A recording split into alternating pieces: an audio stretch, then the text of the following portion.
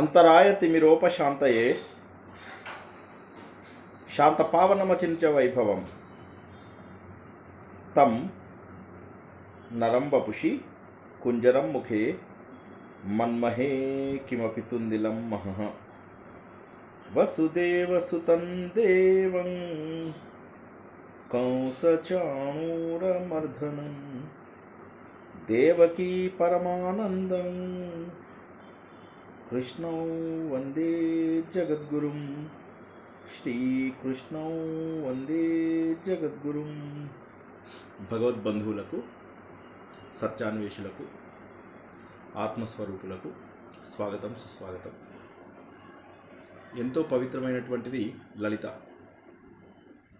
ఇందులో ఉన్నటువంటి రహస్యాలు ఇంకా ఎక్కడా లేవు అని మనం ఎన్నోసార్లు తెలుసుకున్నాం. ఇక వేరే ఏ గ్రంథము తెలుసుకున్నా కూడా మనకు తెలియని రహస్యాలన్నీ కూడా లలితలో ఉంటాయి.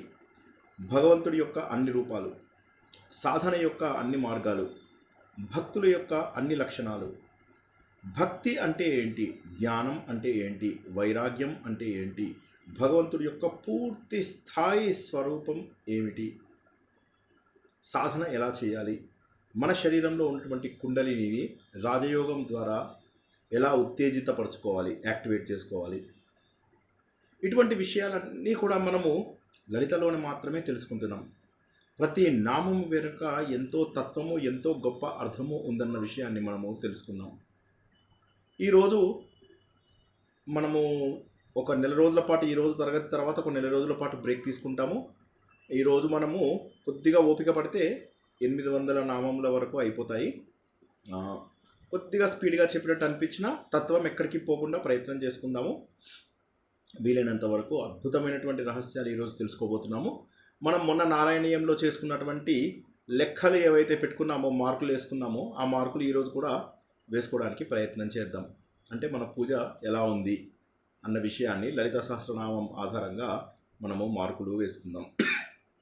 ముందుగా మనము 146 శ్లోకాలు తెలుసుకున్నట్టున్నాం. 146 వరకు మనము తెలుసుకున్నాం గత వారం. చాలా చాలా చాలా విశేషాలు అందులోపల మళ్ళీ మనము తెలుసుకున్నాము. అమ్మవారు 3 కన్నులు ఉంటాయి అంటే, 3 కన్నులు అంటే ఏంటి, అగ్ని, సూర్యుడు, చంద్రుడు అన్నటువంటి విషయాన్ని తెలుసుకున్నాము. మనకు ఇచ్చినటువంటి ఈ త్రిగుణాలు భగవంతుడు ఇచ్చినవే అన్నటువంటి విషయాలు తెలుసుకున్నాము. మనకున్నటువంటి శక్తి సామర్థ్యాలు సుభాగా అనేటటువంటి సౌభాగ్యం అని చెప్పబడేటటువంటి భగవంతుడి యొక్క లక్షణాలన్నిటికీ భగవంతుడే కారణము, అమ్మవారే కారణము అన్న విషయాన్ని తెలుసుకున్నాము.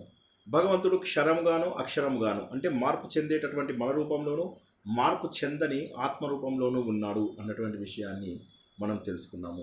భగవంతుడి యొక్క రూపాలన్నింటినీ చాలా చాలా చాలా అద్భుతంగా తెలుసుకుంటున్నాము. భగవంతుడు ఏం చేస్తాడు మనకు? స్వర్గము, అపవర్గము, ఈ రెండు కూడా ఇస్తాడు. స్వర్గం అంటే ఏంటి? స్వర్గం అంటే మనం అనుభవించే అన్ని సుఖాలని స్వర్గము అంటారు. అనుభవిస్తున్నంతసేపు ఆనందాన్ని ఇస్తాయి. ఈ భోగభాగ్యాలు ఏవైతే ఉన్నాయో అనుభవిస్తున్నప్పుడు ఆనందంగా ఉంటాయి, కానీ అవి అశాశ్వతమైనటువంటివి.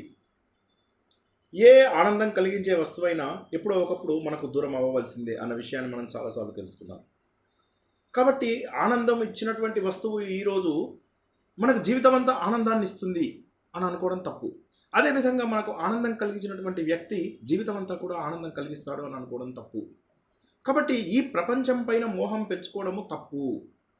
కానీ ఈ ప్రపంచంలో ఉన్నంత వరకు, మన లోపల వైరాగ్య భావన రావాల్సినంత వరకు కొన్ని సుఖములైనా ఉండాలి కదా. జీవితంలో ఎంతో కొంత ఆనందం ఉండాలి కదా. అవి స్వర్గ సుఖాలు. అవి భగవంతుడికి ఇవ్వవలసినవే. ధర్మము, అర్ధకామము అన్నాడు. ఆ అర్ధకామములలో కామము అనేటటువంటిది ఏమిటి? కోరిక. కోరిక అంటే మనం కొనుక్కునే వస్తువులు, బంగళాలు, కార్లు, ఇవన్నీ అందులోకి వస్తాయన్నమాట. అవన్నీ కూడా ఇచ్చేది భగవంతుడే. కొంతమంది ఎంతసేపు ఇవే ఆశిస్తూ ఉంటారు. కాకపోతే ఒక వయసు తర్వాత కూడా ఆశించడం తప్పు. కానీ వయసులో ఉండగా వాటిని ఆశించడం తప్పు కాదు. అదే శ్రీకృష్ణుడు అర్జునుడికి చెప్పడం మనము చూసాము. అర్జున, నువ్వు మరణిస్తే వీరస్వర్గానికి వెళ్తావు, జయిస్తే రాజ్య సుఖాలను అనుభవిస్తావు అన్నాడు. అంతేగాని నువ్వు సుఖాలు అనుభవించకు, రాజ్యం వదిలేసి పారిపో అని చెప్పలేదు. ఎందుకంటే ఏ వయసులో ఉండవలసినటువంటి భావన ఆ వయసులో ఉండి తీరవలసిందే. కాబట్టి స్వర్గ సుఖాలు రావాలి అన్నప్పుడు స్వర్గ సుఖాలు రావాల్సిందే. అపవర్గము. అపవర్గము అంటే ఇక్కడ మనం ఆలోచించాల్సింది ఏంటంటే ఏదో చెడ్డ వర్గము అని కాదు. అపవర్గము అంటే ఇక్కడి నుంచి నివృత్తి మార్గము. ప్రవృత్తి మార్గం మనం చూసాం. ఇప్పుడు మనకు కావాల్సింది నివృత్తి మార్గం. అంటే కొంతమంది మోక్ష సాధనకై కోరుకుంటూ ఉంటారు. కొంతమంది కోరుకుంటూ ఉంటారు. లేదా అందరూ కోరుకుంటారు. కొంతమందికి అసలు మోక్షం ఎలా ఉంటుందో కూడా తెలీదు. కొంతమందికి అసలు మోక్షం ఉంది అన్న విషయం కూడా తెలియదు. కానీ ఆ కోరుకునేవారు ఒక వయసు వచ్చిన తర్వాత కోరుకోవచ్చు. జీవితంలో అనుకోని మార్పులు రావడం వల్ల కొంతమంది మోక్ష మార్గంలోకి వచ్చిన వాళ్ళు అవ్వవచ్చు. లేదా పూర్వజన్మ యొక్క సుకృతము ఈ జన్మలో ఉండడం వల్ల వచ్చుండవచ్చు. మళ్ళొక్కసారి చెప్తున్నాను. ఒకే వ్యక్తి అప్పటి వరకు బాగా సుఖాలు అనుభవించి ఉన్నాడు. అతడికి ఈ సుఖాల పైన విరక్తి వచ్చి ఒక్కసారిగా మారిపోయే అవకాశం ఉంది. లేదా పూర్వజన్మలో సాధన చేసి ఈ జన్మ లోపల ఒక్కసారిగా తనకు మోక్ష సాధన రావాలి అనే కోరిక చిన్నతనంలోనే వస్తుంది. అందుకే మనం చూస్తాం కొంతమంది చిన్నతనంలోనే సన్యాసం తీసుకోవడానికి ఇష్టపడుతూ ఉంటారు. కొంతమంది అంటే మనలాంటి గృహస్థులు ఎవరైతే ఉంటారో వీరికి ఒక క్రమ పద్ధతిలో భగవంతుడు ఏం చేశాడు, ముందు ధర్మము 25 ఏళ్ళు, అర్ధకామము ఒక 25 ఏళ్ళు, తర్వాత మోక్షము. ఈ మోక్షం అనేది వానప్రస్థం ద్వారా సన్యాసం ద్వారా. మోక్షం అనేది ఒక్క రోజులో వచ్చేయదు. కాబట్టి దానికి 2 మార్గాలు ఇచ్చాడు. ముందుగా వానప్రస్థ ఆశ్రమానికి వెళ్ళాలి, తర్వాత సన్యాసము. వానప్రస్థ ఆశ్రమంలో మనకు దగ్గరగా ఉన్న వస్తువులని, దగ్గరగా ఉన్నటువంటి వ్యక్తులని క్రమ పద్ధతిలో దూరంగా అంటే తగ్గించుకుంటూ ముందుకెళ్తాము. తర్వాత మనం ఏం చేస్తాము, సన్యాసము, సమ్యక్ న్యాసము, అన్నిటినీ సరిగా వదిలేటటువంటి స్థాయికి మనము చేరుకుంటాము. కాబట్టి భగవంతుడు ఈ 2 విషయాల్లోనూ మనకు సహాయం చేస్తాడు. అంటే స్వర్గ సుఖాలు కావాలి అని ధర్మబద్ధంగా కోరుకునే వాళ్ళకు అవిటిని అందిస్తాడు. అంటే భోగాసక్తులు వారికి భోగం అందిస్తాడు. మోక్షం ఎవరికైతే ఇష్టం ఉంటుందో, మోక్షాసక్తులు ఎవరైతే ఉంటారో వారికి మోక్షం కూడా ఇస్తాడు. అటువంటిది భగవంతుడి యొక్క అసలు తత్వము. భగవంతుణ్ణి కోరుకున్నటువంటి వస్తువులు అందించే అవకాశం ఉంది. అయితే మన ప్రారంభం పైన ఆధారపడుతూ ఉంది. కొన్ని సంకల్పం ద్వారా తెచ్చుకునేవి కొన్ని ఉంటాయి. వాటి లోపల భగవంతుడు మనకు అందించే అవకాశం ఉంది. శుద్ధ అని తర్వాత పేరు మనం తెలుసుకుంటున్నాం. ఇది మనము చాలాసార్లు తెలుసుకున్నాము. మనము స్ఫటికం లాంటి ప్యూరెస్ట్ ఫామ్. అందులో ఏ రంగు పెడితే ఆ రంగు కనిపిస్తుంది. స్ఫటికంలో స్వచ్ఛమైనటువంటిది. అంటే ఏ విధమైనటువంటి అజ్ఞానము లేదు, ఏ విధమైనటువంటి మలినము లేదు, ఏ విధమైనటువంటి మూర్ఖత్వము లేదు. ఇవన్నీ మనం చూసినట్టయితే చిన్నపిల్లలను ఒకసారి చూసినట్లయితే వాళ్ళు ఎందుకు అందంగా కనిపిస్తారు? ఎందుకంటే వారి లోపల ఉన్నటువంటి స్వచ్ఛత, నిర్మలత్వం, అవి చూస్తే మనకు చాలా ఆనందం అనిపిస్తూ ఉంటుంది. అంటే ఆ మలినము లేనటువంటిది, ఆ మలినము లేనటువంటి, ఆ కపటము లేనటువంటి దృష్టి, అది మన అసలు స్వరూపము. ఎందుకంటే ఆ సమయం లోపల మనం చాలా పవిత్రంగా ఉంటాము. సో భగవంతుడు శుద్ధ స్వరూపుడు. ఈ విషయాన్ని మనం భగవంతుడిని రంగులతో సూచించేటప్పుడు చాలాసార్లు తెలుసుకుంటాం. భగవంతుడు తెల్ల రంగు వస్తువులు ఎక్కువగా కట్టుకుంటాడు. శుక్ల అంబరధరం అంటాము గణేష్ని. శుక్ల అంటే తెల్ల రంగు ఉన్నటువంటి బట్టలు కట్టు. భగవంతుడిని జనరల్గా తెల్ల రూపంతో చెప్పడంలో ఏంటంటే స్వచ్ఛతకు, నిర్మలత్వానికి కూడా అవి మూలంగా చూపిస్తూ ఉంటారన్నమాట. కాబట్టి భగవంతుడు శుద్ధ అన్నటువంటి విషయాన్ని తెలియజేస్తున్నారు. ఇంతకుముందు కూడా మనం తెలుసుకున్నాం, నిత్య శుద్ధ, నిత్య బుద్ధ అని చెప్పేసి అనుకున్నాం కదా. అదేవిధంగా ఇక్కడ కూడా శుద్ధ అని చెప్పేసి అన్నారు అని చెప్పేసి మనం తెలుసుకోవచ్చు. తర్వాత మనము జపా పుష్ప నిభాకృతి. జపా పుష్పములు అంటే మందార పువ్వులు అని చెప్పేసి అంటున్నారు. ఈ ఎర్రటి మందార పువ్వులు ఏవైతే ఉన్నాయో అమ్మవారి దేహ ఛాయ అలా ఉంటుంది. అంటే ఏంటంటే అమ్మవారు ఎర్రగా ఉంటుంది అని కాదు. ఇక్కడ అర్థం చేసుకోవాల్సిన ఒక విషయం ఉంది. ఇప్పుడు మనకు సిగ్నల్స్ రెడ్ సిగ్నల్ పడుతుంది. తర్వాత ఏదైనా వస్తువుని రైలు ఆపాలి, ఇంకా దేన్నన్నా ఆపాలి, ఎర్ర రంగు వేస్తారు. దానికి కారణం ఏంటంటే అది ఎక్కువ దూరం పాటు కనిపిస్తూ ఉంటుంది అన్నమాట. దాని యొక్క ఫ్రీక్వెన్సీ ఎక్కువ ఉంటుంది, దాని యొక్క తరంగ దైర్ఘ్యం తక్కువ ఉంటుంది. అందువల్ల ఏమవుతుందంటే మనకి ఎంతో దూరం నుంచి కూడా మనకు ఆ ఎరుపు రంగు కనిపిస్తూ ఉంటుంది. అంటే ఉద్దేశం ఏంటంటే భగవంతుడిని చేరుకోవాలంటే దూరం నుంచి కూడా మనం చూడొచ్చు, దగ్గరికి వెళ్తూ ఉండొచ్చు. అంటే భగవంతుడు అందరికీ కూడా కనిపిస్తాడు, అన్ని దిశలలో కనిపిస్తాడు, ఎంత దూరం నుంచి అయినా కూడా కనిపిస్తాడు. కానీ చూడాలి అనే ఉద్దేశం ఉన్న వాళ్ళకి మాత్రమే కనిపిస్తాడు. అంతేగాని అమ్మవారు ఎర్రగా ఉంది అంటే రెడ్ కలర్లో అమ్మవారిని ఊహించుకోవాలని కాదు ఇక్కడ అర్థము. అందుకోసమే చాలామంది ఏం చేస్తారంటే దీనికి ప్రతీకగా మందార పుష్పాలు సమర్పిస్తారు, తప్పులేదు. కానీ మందార పుష్పాలు సమర్పించడానికి కారణం ఏమిటి అంటే అమ్మవారి యొక్క పహుంచ్ ఏదైతే ఉందో చాలా దూరం ఉంది. అమ్మవారు ఎక్కువ దూరం పాటు మనకు కనిపిస్తూ ఉంటుంది. మనం ఏ మార్గంలో వెళ్తే ఆ మార్గంలో కానీ మనమే పట్టుకోవడానికి ఇష్టపడుతూ ఉండము. అమ్మవారు ఓజోవతి, ఓజస్సు. ఓజస్సు అంటే శక్తి. ఊర్జా అని చెప్పేసి హిందీ లోపల ఏదైతే అంటామో ఆ శక్తి. ఓజోవతి, ఓజోవతి అంటే మన ఇంద్రియాల యొక్క సామర్థ్యము ఏదైతే ఉంటుందో అది మనకు తెలిసినటువంటి ధాతువులు, ఆ ధాతువులపైన ఆధారపడి ఉంటుంది. చర్మము, రక్తము, మాంసము, ఎముకలు, మజ్జ, మేధ, శుక్లము, ఇవన్నీ ఏవైతే ఉన్నాయో ఇవన్నీ కూడా మనకు ధాతువుల కిందికి వస్తాయి. అందులోపల ఓజస్సు అనేటటువంటిది ఏదైతే ఉందో శక్తి, అది 8వది. శరీరం లోపల ఈ అన్ని ధాతువులకు కూడా శక్తిని ఎవరైతే అందిస్తారో అది భగవంతుడి యొక్క స్వరూపము. కాబట్టి ఓజోవతి అని చెప్పేసి అన్నారు. భగవంతుడు ద్యుతిధర, ద్యుతి అంటే ద్యు అంటే వెలుతురు, అందులోంచి జ్యోతి అనే పదం వచ్చింది కదా, ఆ ద్యుతి అనే పదం నుంచి జ్యోతి అని వచ్చింది, వెలుతురు.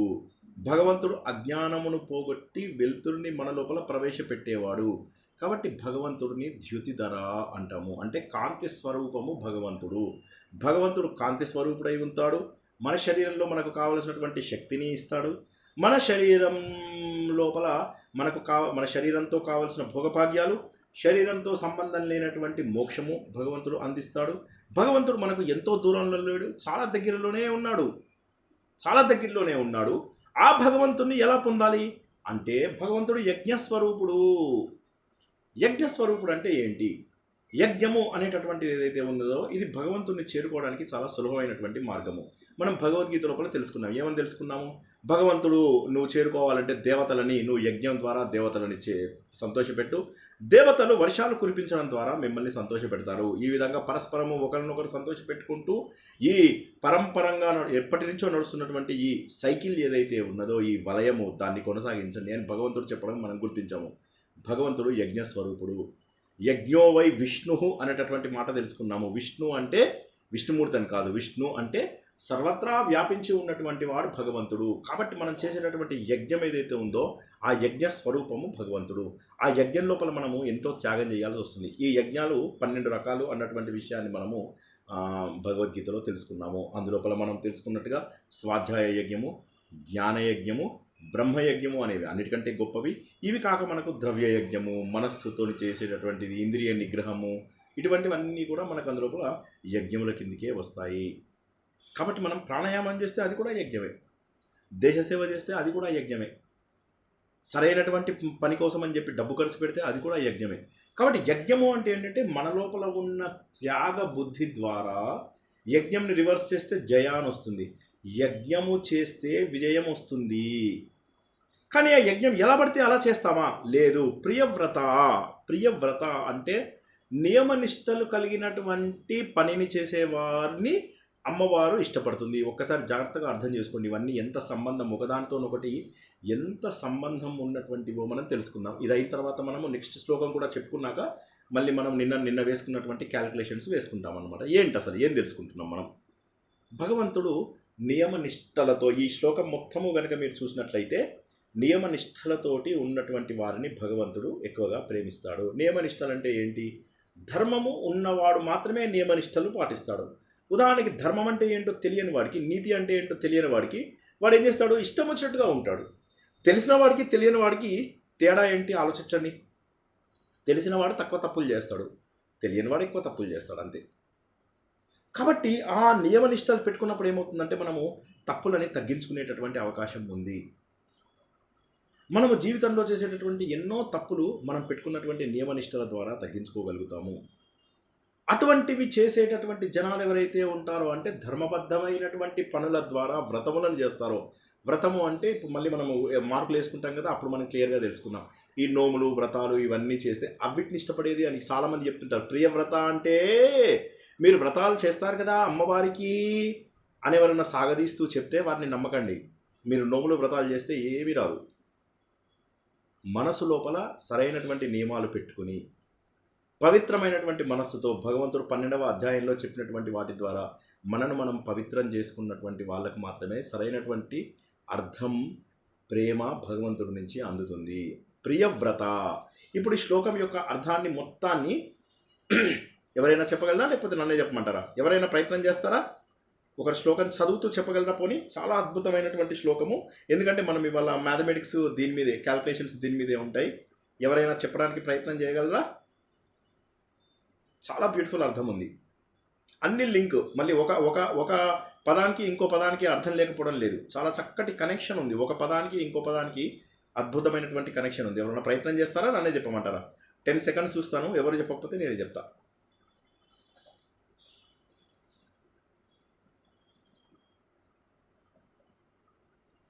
ఓకే, నేను చెప్తాను, తర్వాత ఎవరైనా ప్రయత్నం చేయండి. ఇందులోపల మనం ఏం తెలుసుకున్నాం? నియమనిష్టలతో ఉండాలి.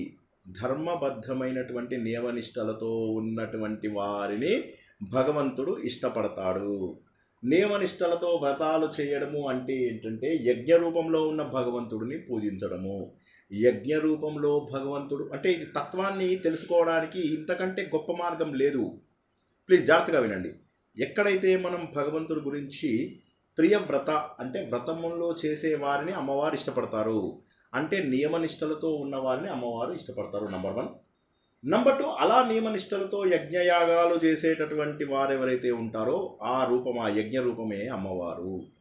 అటువంటి వారికి అమ్మవారు ఏం చేస్తుందంటే మన శరీరంలో కాంతిని ప్రవేశపెడుతుంది, జ్ఞానాన్ని ప్రవేశపెడుతుంది. శుద్ధ రూపంలో మనకు కాంతిని ప్రవేశపెట్టి మన అజ్ఞానాన్ని పోగొట్టడమే కాకుండా నంబర్ 1. నంబర్ 2, మనకు శరీరంలో ఉన్న ఇంద్రియాలన్నిటికీ కావాల్సినటువంటి శక్తిని ఇస్తుంది, అంటే ఆరోగ్యం అందిస్తుంది. నంబర్ 2, నంబర్ 3 ఏంటి? మనకు అమ్మవారు ఈ లోకంలో ఉన్న భోగభాగ్యాలు అందిస్తుంది, మోక్షానికి కావాల్సినటువంటివి కూడా అందిస్తుంది. అంటే ఎవరైతే సరైన నియమాలతో అమ్మవారి పూజలు వ్రతములు చేస్తారో వారిని అమ్మవారు ఇష్టపడమే కాకుండా యజ్ఞ రూపంలో ఉన్నటువంటి అమ్మవారు మనకు జయం కల్పిస్తుంది. ఆ జయం ఏ ఏ రూపాలలో వస్తుంది? ఒకటి ఆరోగ్య రూపం లోపల, ఒకటి అజ్ఞానాన్ని పోగొట్టే రూపం లోపల, ఇంకోటి ఇహలోక బంధాలను పోగొట్టడానికి, ఇహలోక సుఖాలను అందించడానికి, ఈ ఇహలోక సుఖాలను పోగొట్టి పరలోక సుఖాలని అంటే మోక్ష మార్గాన్ని అందించడానికి. ఇప్పుడు ఎవరైనా ట్రై చేయగలరా? పోనీ చూసుకుంటూ పోని చెప్పండి, చూసుకుంటూ చెప్పండి, శ్లోకం ముందు పెట్టుకుని చూసుకుంటూ చెప్పండి. నియమనిష్టలతో ఉంటే అమ్మవారు మనల్ని ఇష్టపడుతుంది. పూజలు వ్రతాలు కాకుండా నియమంగా ఉండంటే మనలో ఉన్న అజ్ఞానాన్ని తొలగించి మనకి కాంతిని ప్రసరింపజేస్తుంది. మనము అమ్మవారికి ఇష్టంగా ఉంటాము. ఇంకా ధర్మబద్ధమైన జీవితం గడపాలి, ధర్మబద్ధంగా కోరికలు తీర్చుకోవటం, ఇవన్నీ చేస్తే అమ్మవారు మనల్ని ఇష్టపడుతుంది. మోక్షానికి కూడా మనకు దారి ఇస్తుంది, మనకు భోగభాగ్యాలు ఇస్తుంది, ఆరోగ్యం ప్రసాదిస్తుంది, అజ్ఞానాన్ని తొలగిస్తుంది, ఇహలోకంలో కావాల్సినవి కూడా ప్రదానం చేస్తుంది, అంటే పరలోకంలో కావాల్సిన మోక్షం కూడా ప్రసాదిస్తుంది అమ్మవారు. Wonderful, wonderful. ఇప్పుడు చెప్పండి, ఈ శ్లోకం ఒక్కటి లలితా సహస్రనామంలో సారమని నేను చెప్తే కాదంటారా? ఒక్కసారి ఆలోచించండి. ఇదే శ్లోకము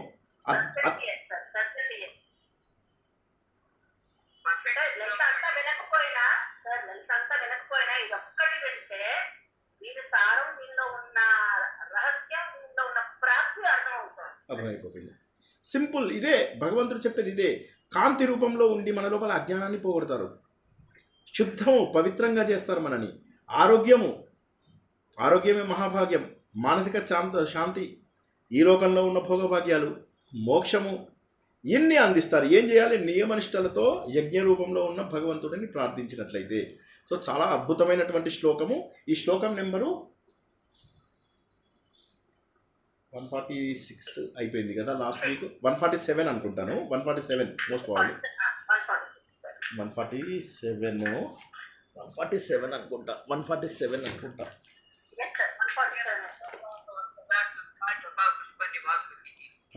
147 కరెక్ట్, 147. ఓకే, 147. రైట్.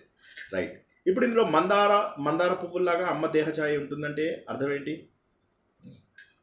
దూరం నుంచి అయినా మనం చూడగలుగుతామని, ఎరుపు రంగు మనకి దూరానికి కూడా కనపడుతుంది, మనల్ని అడ్డుకోగలుగుతుంది. అంటే మనం ఎంత దూరంలో ఉన్నా అంటే దగ్గరే ఉండాలని లేదు అమ్మవారికి. మనం మనస్ఫూర్తిగా ఆమెని తలుచుకుంటే ఆ ఎరుపు కాంతి ఎలాగైతే దూరం నుంచి మనకి కనబడుతుందో అలాగా అమ్మవారు మనకి ఎప్పుడు కనపడుతూ ఉంటారు. సో కాబట్టి వండర్ఫుల్. అంటే దేవుడు మనకు దూరంగా లేడు మహాత్మా. నువ్వు నియమ నిష్టలతో అమ్మవారిని అంటే భగవంతుడిని, ఇక్కడ అమ్మవారు అన్న ప్రతిసారి గుర్తుంచుకోండి, ఫస్ట్ గాడ్ అని గుర్తుంచుకోండి, పరబ్రహ్మ. పరబ్రహ్మ. కరెక్ట్. సో చాలా అద్భుతమైన శ్లోకాన్ని తెలుసుకున్నాము. తర్వాత శ్లోకము ఎవరైనా చదవగలరా ఒకసారి? కొద్దిగా నాకు ఇదైంది. నేను చదువుతాను సార్. చదవండి. దురారాధ్య దురాధర్ష పాటలి కుసుమ ప్రియా మహతి మేరు నిలయ మందార కుసుమ ప్రియా. వండర్ఫుల్. ఇందాక చెప్పిన దాని కంటిన్యూవేషనే. నేను ఇది వేరే శ్లోకం అనుకున్నాను. ఇందాక చెప్పిన దాని ఇదే. భగవంతుడిని దురారాధ్య. దురారాధ్య అంటే ఏంటి? చెడ్డ ఆరాధ్య అంటే చెడ్డ వాళ్ళు ఆరాధిస్తారని కాదు ఇక్కడ మీనింగు. ఎవరైతే నిగ్రహం లేని వారు ఎవరైతే ఉంటారో, తర్వాత దుర్మార్గపు పనులు ఎవరైతే చేస్తుంటారో, వ్యసనాలకి చెడు అలవాట్లకి ఎవరైతే ఉంటారో వారు అమ్మవారిని పూజించలేరు. ఎందుకంటే వాళ్ళ లోపల ఏవైతే ఉన్నటువంటి చెడు లక్షణాలు, అరిషడ్ వర్గాలు, కామ క్రోధ లోభ మోహ మద మాత్సర్యాల లాంటి గుణాలు ఎవరి లోపలైతే ఉంటాయో వారు అమ్మవారిని గుర్తించడం కష్టం. దురారాధ్య అటువంటి వారికి దుర్గమం, అమ్మవారి దగ్గరికి వెళ్ళడం అనేటటువంటిది అసంభవం అన్నమాట. దేవుణ్ణి ప్రార్థించడం అనేది అసంభవం. కాబట్టి దుష్కర్మలు చేసేవారు, దురాదర్శ దుష్కర్మలు చేసేవారు ఎవరైతే ఉంటారో, ఈ ఇంద్రియలోలు ఎవరైతే ఉంటారో, ఈ వ్యసనపరులు ఎవరైతే ఉంటారో వారు అమ్మవారిని పూజించలేరు, అమ్మవారిని చేరుకోలేరు, అమ్మవారిని ప్రసన్నం చేసుకోలేరు. కాబట్టి చెడు లక్షణాలు ఉన్న వారికి అమ్మవారు దగ్గరకి రాదు. ఇప్పుడు దీని మీద మనము నిన్న చెప్పుకున్నట్టుగా లెక్క చెప్పుకుంటాం. సరే, శ్లోకం ఎలాగూ వచ్చాం కాబట్టి ముందు శ్లోకాన్ని కంప్లీట్ చేసుకుందాం. పాటలీ కుసుమము అన్నాడు. పాటలీ కుసుమము అంటే అది కూడా లేత ఎరుపు రంగు ఉన్నటువంటి పుష్పం ఏదో ఉంటుంది. పాటలీ పుష్పం క్రియ అటువంటి పుష్పంలో యందు ఆవిడకి ప్రీతి ఉంది అని ఒక అర్థం వస్తుంది. ఇంకొక అర్థం ఏంటంటే అమ్మవారు సర్వత్రా వ్యాపించి ఉన్నటువంటి రంగు ఏదైతే ఉందో, ఈ తెలుపు ఎరుపు కలిసినటువంటి రంగు, అటువంటి రంగు అంటే ఎక్కువ ఇష్టపడుతుంది. అంటే స్వచ్ఛతకు మూలమైనటువంటి రంగులను ఇష్టపడే అమ్మవారు అన్నది. అమ్మవారిని మహతి అంటారు. మహతి అంటే మీరు ఒక్కసారి ఆలోచించినట్లయితే వినాయకుడి వీణ పేరేంటి?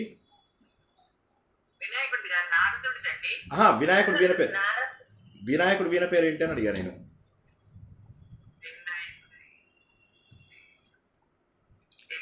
సరే, నేను పాట పాడతాను, చెప్పండి. కాదు లంబోదర. ఇప్పుడు చెప్పండి. లంబోదర. ఇప్పుడు చెప్పండి ఆయన వీణ పేరు.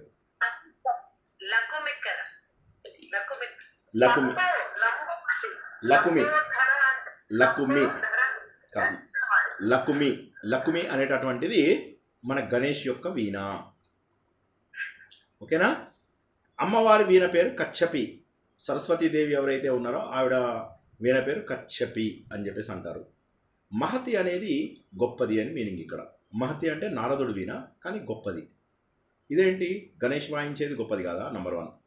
నంబర్ 2, కావ్యాలకు అలంకారం అమ్మవారు, కావ్యమే అమ్మవారు. తర్వాత కూడా మనకు వస్తుంది. మరి అటువంటి అమ్మవారి వీణ ఎందుకు గొప్పది కాదు? నారదుడు వీణని మాత్రమే మహత్ అని ఎందుకు అంటారు అంటే, నారదుడు మాటకి నారాయణ నారాయణ నారాయణ నారాయణ అనడం వల్ల ఆ వీణ కూడా నారాయణ అని అనడం మొదలెట్టింది. నారదుడు అనకపోయినా కూడా వీణనే నారాయణ నారాయణ అనడం మొదలెట్టింది. నారాయణ అంటే నీటిలోంచి జరిగినటువంటి ప్రయాణము. అంటే ఈ సృష్టి రహస్యము నారాయణం. నారము అంటే నీరు, ఆయనము అంటే ప్రయాణము, మన ఆశ్రయము. నారాయణ అంటే నీళ్ళల్లో ఆశ్రయం మనకు. ఆయనం అంటే ఒకటి ప్రయాణము, మరొకటి ఆశ్రయము. అటువంటి నారాయణ నారాయణ నారాయణ అంటే సృష్టి రహస్యాన్ని తెలియజేస్తుంది ఆ వీణ. కాబట్టి అది మహత్, చాలా గొప్పది, మహత్తు కలిగినటువంటిది. అటువంటి వీణ మహతి. అటువంటి గొప్ప పేరేదైతే ఉన్నదో అంత మహిమగలటువంటి వీణ స్థాయి అమ్మవారిది. అంటే అంత ఉత్కృష్టమైనటువంటి మహిమ కలిగినది. అంటే పరబ్రహ్మ చాలా ఉత్కృష్టవంతుడు అని చెప్పేసి చెప్పడానికి ఇక్కడ మహత్ అనేటటువంటి గొప్ప పేరు అని చెప్పాము. మేరు నిలయ, ఇది ఇంతకుముందు మనం తెలుసుకున్నదే. మన సహస్రారంని మేరు నిలయ అంటారు. ఎందుకంటే ఇక్కడ మనకేమవుతుంది, ఈ ఈ ఈ ఈ భాగం లోపల మనం చేరుకుంటే చాలు. మనం సాధన ద్వారా ఈ భాగంలో చేరుకుంటే అక్కడ మనకు ఏమవుతుంది, కుండలిని శక్తి ఇలా పైకి వెళ్ళి అక్కడ ఉన్నటువంటి పరమేశ్వరుడితో ఐక్యం అవడమే సమాధి స్థితి అని చెప్పేసి మనం తెలుసుకున్నాము. సో ఆ మేరు నిలయము అని చెప్పేసి ఏదైతే చెప్తున్నామో, ఇది మేరు పర్వతం అనుకుంటే ఆ మేరు పర్వతం లోపల మధ్య భాగంలో ఉండేటటువంటిది ఆ బ్రహ్మరంధ్రము, ఆ సహస్రారం ఏదైతే మనం చెప్తున్నామో అక్కడ మనకు సాధన ద్వారా సాక్షాత్కరించేది అమ్మవారు. కానీ చెడ్డవారికి ఆవిడ అందించదు, అందుబాటులోకి రాదు. మందార కుసుమ ప్రియ, మళ్ళీ ఇది మనం ఇంతకుముందు తెలుసుకున్న జపా పుష్ప నిభ ఆకృతి అనేది అయితే తెలుసుకున్నామో దానితో సమానము. అంటే మందార పుష్పాలంటే అమ్మవారికి ఇష్టము. అంటే ఇక్కడ చెప్పుకునేది ఏంటంటే ఎర్ర మందార పువ్వులతో నువ్వు పూజ చేయడం అనే కాకుండా అమ్మవారి యొక్క తత్వాన్ని తెలుసుకుని మందార పుష్పములు పూజ చేసి, లేకపోతే నువ్వు జపా పుష్పములను పూజ చేయడం ద్వారాను, తర్వాత పారిజాత పువ్వులు ఉంటాయి, పారిజాత పువ్వులు చేసినప్పుడు ఏమైందంటే వైట్ కలర్, ఓకే ఈ కలరు అని చెప్పి. అలాగే పాటలి అని చెప్పేసి ఒక పువ్వు ఉంది, అది రెడ్ ప్లస్ వైట్ కలిసినటువంటిది. ఇటువంటి రంగులు ఏవైతే ఉన్నాయో ఇవి స్వచ్ఛతకు, భగవంతుడి యొక్క అనుగ్రహానికి, దూరానికి, మనకు భగవంతుడికి ఉన్న డిస్టెన్స్ని తెలియజేస్తూ ఉంటాయి. కాబట్టి ఈ పువ్వుల గురించి ఎప్పుడైతే మాట్లాడుతుంటారో ఆ పువ్వులలో ఒక ప్రత్యేక లక్షణం ఉంది. ప్రపంచంలో ఎన్నో పువ్వులు ఉన్నాయి, ఎన్నో రకాల పువ్వులు ఉన్నాయి. వీటినే చెప్పడానికి కారణం ఏమిటి అంటే వీటి యొక్క ప్రత్యేక లక్షణము. తర్వాత కొన్ని లక్షణం, ఇప్పుడు రావి చెట్టు అమ్మవారికి కానీ భగవంతులందరికీ కూడా, అలాగే కల్పవృక్షం ఏదైతే మనకు అక్కడ ఉందో ఈ వృక్షం చాలా గొప్పదంటారు. హరిచందన వృక్షం అని చెప్పేసి ఒకటి ఉంటుంది అది. తర్వాత ఇప్పుడు మనం తెలుసుకున్నటువంటి ఎర్రమందారాలు, పారిజాతాలు, ఈ 5 వృక్షాలు ఏవైతే ఉంటాయో వీటిని దేవతా వృక్షాలు అని చెప్పేసి అంటారు. మళ్ళీ ఒకసారి చూడండి, 5 రకాల వృక్షాలు. ఈ 5 రకాల వృక్షాలలో ఒకటి పారిజాతాలు, ఒకటి మందారము, మనం ఆల్రెడీ తెలిసేసుకున్నాం, 2 వృక్షాలు అయిపోయాయి. ఇంకోటి రావి చెట్టుకి సంతానం వస్తుంది కాబట్టి దాన్ని సంతాన వృక్షం అని కూడా అంటారు. రావి చెట్టు 3వది అయిపోయింది. కల్పవృక్షం సరే మన దగ్గర లేదు కాబట్టి కల్పవృక్షము. హరిచందనం, ఈ 5 రకాల చెట్లని దేవతా వృక్షాలు అని చెప్పేసి అంటారు. సో చాలా అద్భుతమైనటువంటి రూపము అమ్మవారిది అన్న విషయాన్ని మనం తెలుసుకున్నాము. ఇప్పుడు ఈ శ్లోకంలో ఉన్నటువంటి గొప్ప విషయం ఏంటంటే అమ్మవారు ఇంతకుముందు తెలుసుకున్నటువంటి శ్లోకంలో ఏదైతే సాధన ద్వారా అమ్మవారిని నియమనిష్టలతో తెలుసుకున్న వారికి నేను అందుతాను, కానీ ఎవరైతే చెడు మార్గంలో వెళ్తూ వ్యసన మార్గంలో ఉండి కామక్రోధలు మోహమ్మద మాత్సర్యాలను అణుచుకోరో వారికి నేను అందుబాటులోకి రాను అని చెప్పి అమ్మవారు చెప్తారు. నువ్వు సాధన ద్వారా ఈ మేరు పర్వతం అయినటువంటి నీ శరీరంలోనే మేరు భాగంకి నువ్వు చేరుకోగలుగుతావు, ఎందుకంటే అమ్మవారి యొక్క శక్తి అంత గొప్పది అన్నటువంటి విషయాన్ని ఇక్కడ తెలియజేస్తున్నారు అనమాట ఈ శ్లోకం లోపల. ఒక్కసారి పెన్ను పేపర్ తీసుకుని మళ్ళీ నిన్నట్లాగా క్యాల్కులేషన్స్ వేసుకుందాం. నేను లలితా సహస్రనామము చదవాలి అని చెప్పేసి ఇంటికి 100 మందిని పిలిచి వారందరితో కూడా చదివించాలి అని గొప్ప సంకల్పం పెట్టుకున్నాను. నాకు 100 మార్కులు వేసుకోండి. సంకల్పం ఎప్పుడు కూడా గొప్పది, సంకల్పం చేస్తేనే ముందు పుణ్యం వచ్చేస్తుంది. 100 మార్కులు. తర్వాత ఇంటికి వచ్చిన వారందరినీ కూడా భగవంతుడి యొక్క రూపాలుగా నేను ప్రార్థిస్తూ, వచ్చిన ప్రతి ఒక్కరిని కూడా భగవంతుడి రూపాలుగా చూస్తూ, వారందరి కాళ్ళు గడుపుతూ, వారందరినీ మంచి ఆసనాలపైన కూర్చోబెట్టాను. వారందరూ చూస్తూ ఉండగా భగవంతుడి యొక్క పూజని లలిత చదువుతూ ప్రారంభిస్తూ అందులోపల ఇప్పుడు ఒక్కొక్కళ్ళ కాళ్ళు గడిగినందుకు అని చెప్పేసి ఇంటికి 10 మందిని పిలిచామనుకుందాం. ఒక్కొక్కళ్ళ కాళ్ళు గడిగినందుకు 20 మార్కులు వేసుకోండి. 10 మంది ఇంటికి వచ్చారు, 200 మార్కులు. ఇందాక ఒక 100 మార్కులు వచ్చాయి, ఇప్పుడు ఒక 200 మార్కులు వచ్చాయి, 300 మార్కులు వచ్చాయి. తర్వాత పూజ చేస్తూ అమ్మవారిది ముందు వచ్చేసింది, చంపకాశోక పున్నాగా ఇవన్నీ వచ్చాయి. అమ్మవారి రూపం తలుచుకున్నారు. అమ్మవారి ముక్కు నోరు ఇలా ఉంది అనుకోకుండా ఆయన శ్రీనివాస్ గారు చెప్పారు, ఆ బుక్స్లో వీటిల్లో చదివి రీసెర్చ్ చేసి చెప్పారు, చెంపలు ఇలా మెరుస్తూ ఉన్నాయంటే దాని అర్థం ఏంటంటే అమ్మవారు మన పాపపుణ్యాలని గుర్తిస్తారు. ఆహా, అది అసలు సంగతి. కాబట్టి మనం పాపపుణ్యాలు చేయకూడదు, అన్నిటికీ కూడా భగవంతుడు సాక్షి అని ఈ కుండలాలు తెలియజేస్తున్నాయి. కాబట్టి మనము తప్పులు చేయకూడదు అని చెప్పేసి ఊహిస్తూ పూజ చేస్తున్నాం. సో ఇంకో 200 మార్క్స్ యాడ్ చేసుకోండి, 500 మార్కులు యాడ్ అయ్యాయి. చేసిన తర్వాత ఇంకా భగవంతుని అలా ప్రార్థిస్తూ ఉండగా సడన్గా మధ్య లోపల ఎవరో అక్కడి నుంచి నవ్వినట్టుగా వినిపిస్తుంది. వెనక్కి తిరిగి చూస్తాం. ఓకే, ఒక 20 మార్కులు పోయాయి. ఓకే, ఇప్పుడు వచ్చిన మార్కుల్లోంచి 20 మార్కులు తీసేయండి.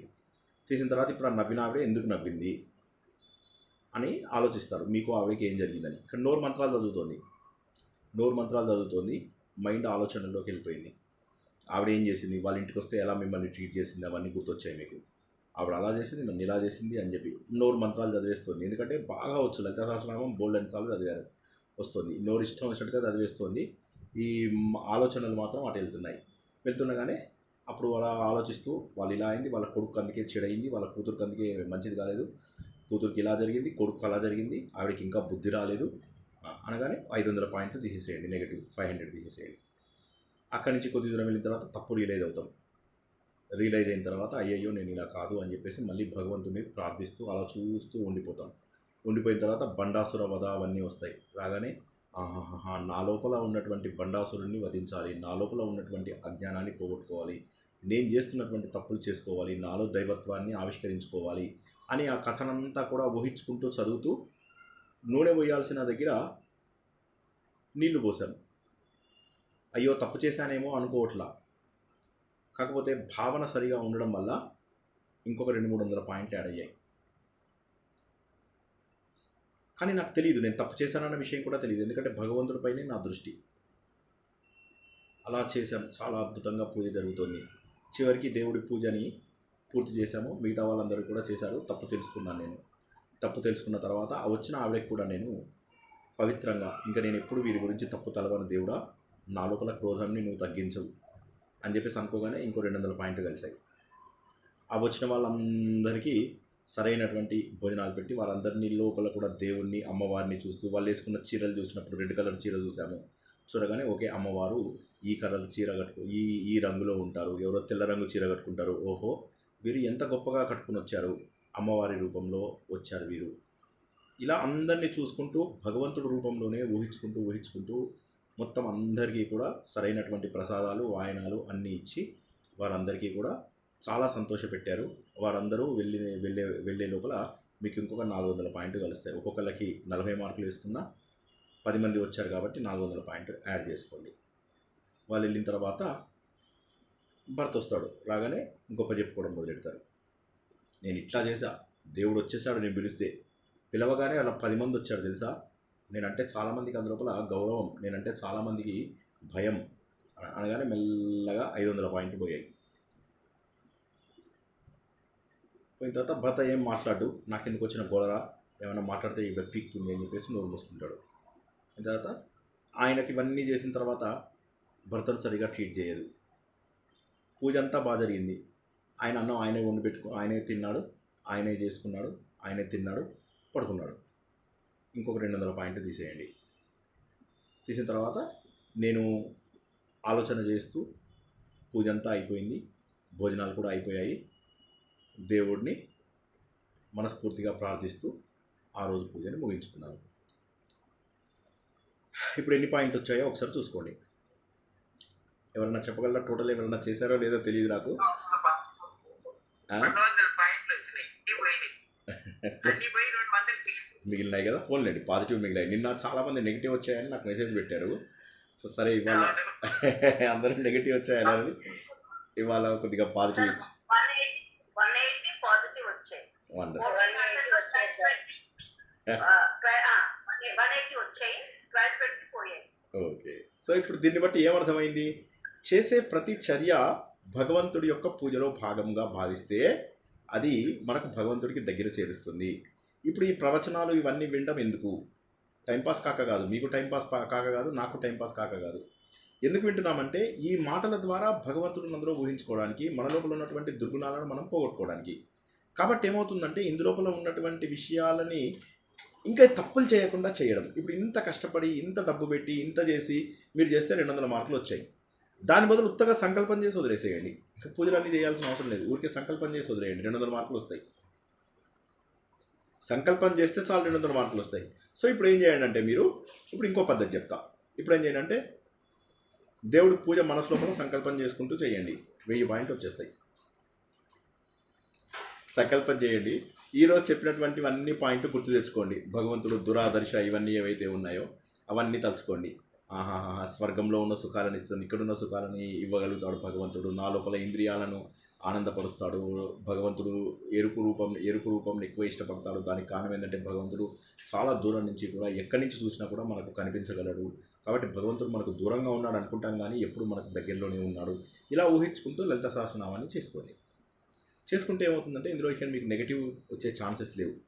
సంకల్పం చేసినందుకే 200 మార్కులు ఇచ్చాను కదా, జస్ట్ సంకల్పం వల్లనే 200 మార్కులు. మనం నిన్న తెలుసుకున్న కథ, అంతకుముందు 50-100 సార్లు తెలుసుకున్న కథ ఏంటంటే భగవంతుడికి ఒక ఆయన దేవాలయం కట్టిస్తాడు రాదు, కానీ అదే ఊరి లోపల ఉద్ఘాటనకు పిలిస్తే ఇంకొక అతని దగ్గర వెళ్తున్నాను నేను, అదే సమయానికి వేరే చోట నాకు గుడి కట్టించారు, అక్కడ వెళ్తున్నాను అంటే ఇతను ఆశ్చర్యపోతాడు, నాకంటే పెద్ద టెంపుల్ ఎవరు కట్టించారు అని. తీరా చూస్తే ఒక సామాన్యుడు మనసు లోపల భగవంతుడికి ఒక అద్భుతమైనటువంటి దేవాలయాన్ని నిర్మిస్తాడనమాట. దాని ఓపెనింగ్ సెరమనీకి దేవుడు వెళ్తున్నాడు. అప్పుడు ఇతను ఏంటి అంటే, అవును నేను ఊహించాను, రేపు దేవుడు వస్తానన్నాడు అని చెప్పేసి అంటాడు అనమాట. అంటే భగవంతుడు భావగ్రాహి అన్నటువంటి సత్యాన్ని తెలుసుకోవాలి. మరొకసారి చెప్తున్నాను, భగవంతుడు భావగ్రాహి. కాబట్టి పూజలు వ్రతాలు చేసే ముందు మీరు అది సరైన పద్ధతులలో నియమనిష్టలతో ఇంద్రియాలని నిగ్రహించుకుంటూ కామక్రోధ లోభ మోహ మదమాత్సర్యాలను నిగ్రహించు చేసేటట్టయితే చెయ్యండి, ఏం అభ్యంతరం లేదు, తప్పక చెయ్యండి.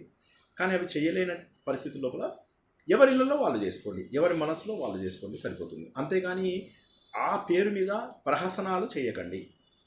ఆ పేరు మీద, భగవంతుడి పేరు మీద ప్రహసనాలు చేయవలసినటువంటి అవసరము లేదు. సో ఈరోజు మనం ఒక కొత్త క్యాల్కులేషన్ నేర్చుకున్నాము. ఎలా మనము నామస్మరణ, భగవంతుడి యొక్క నామస్మరణ చేసుకోవాలి, ఎలా మనం భగవంతుడి యొక్క వ్రతములను, నియమ నిష్టలతో చేసిన వ్రతములను ఇష్టపడే అమ్మవారిని ప్రియవ్రత అన్నాము. ప్రియవ్రత యజ్ఞరూప, అది గుర్తుంచుకోండి. శుద్ధ, అది గుర్తుంచుకోండి.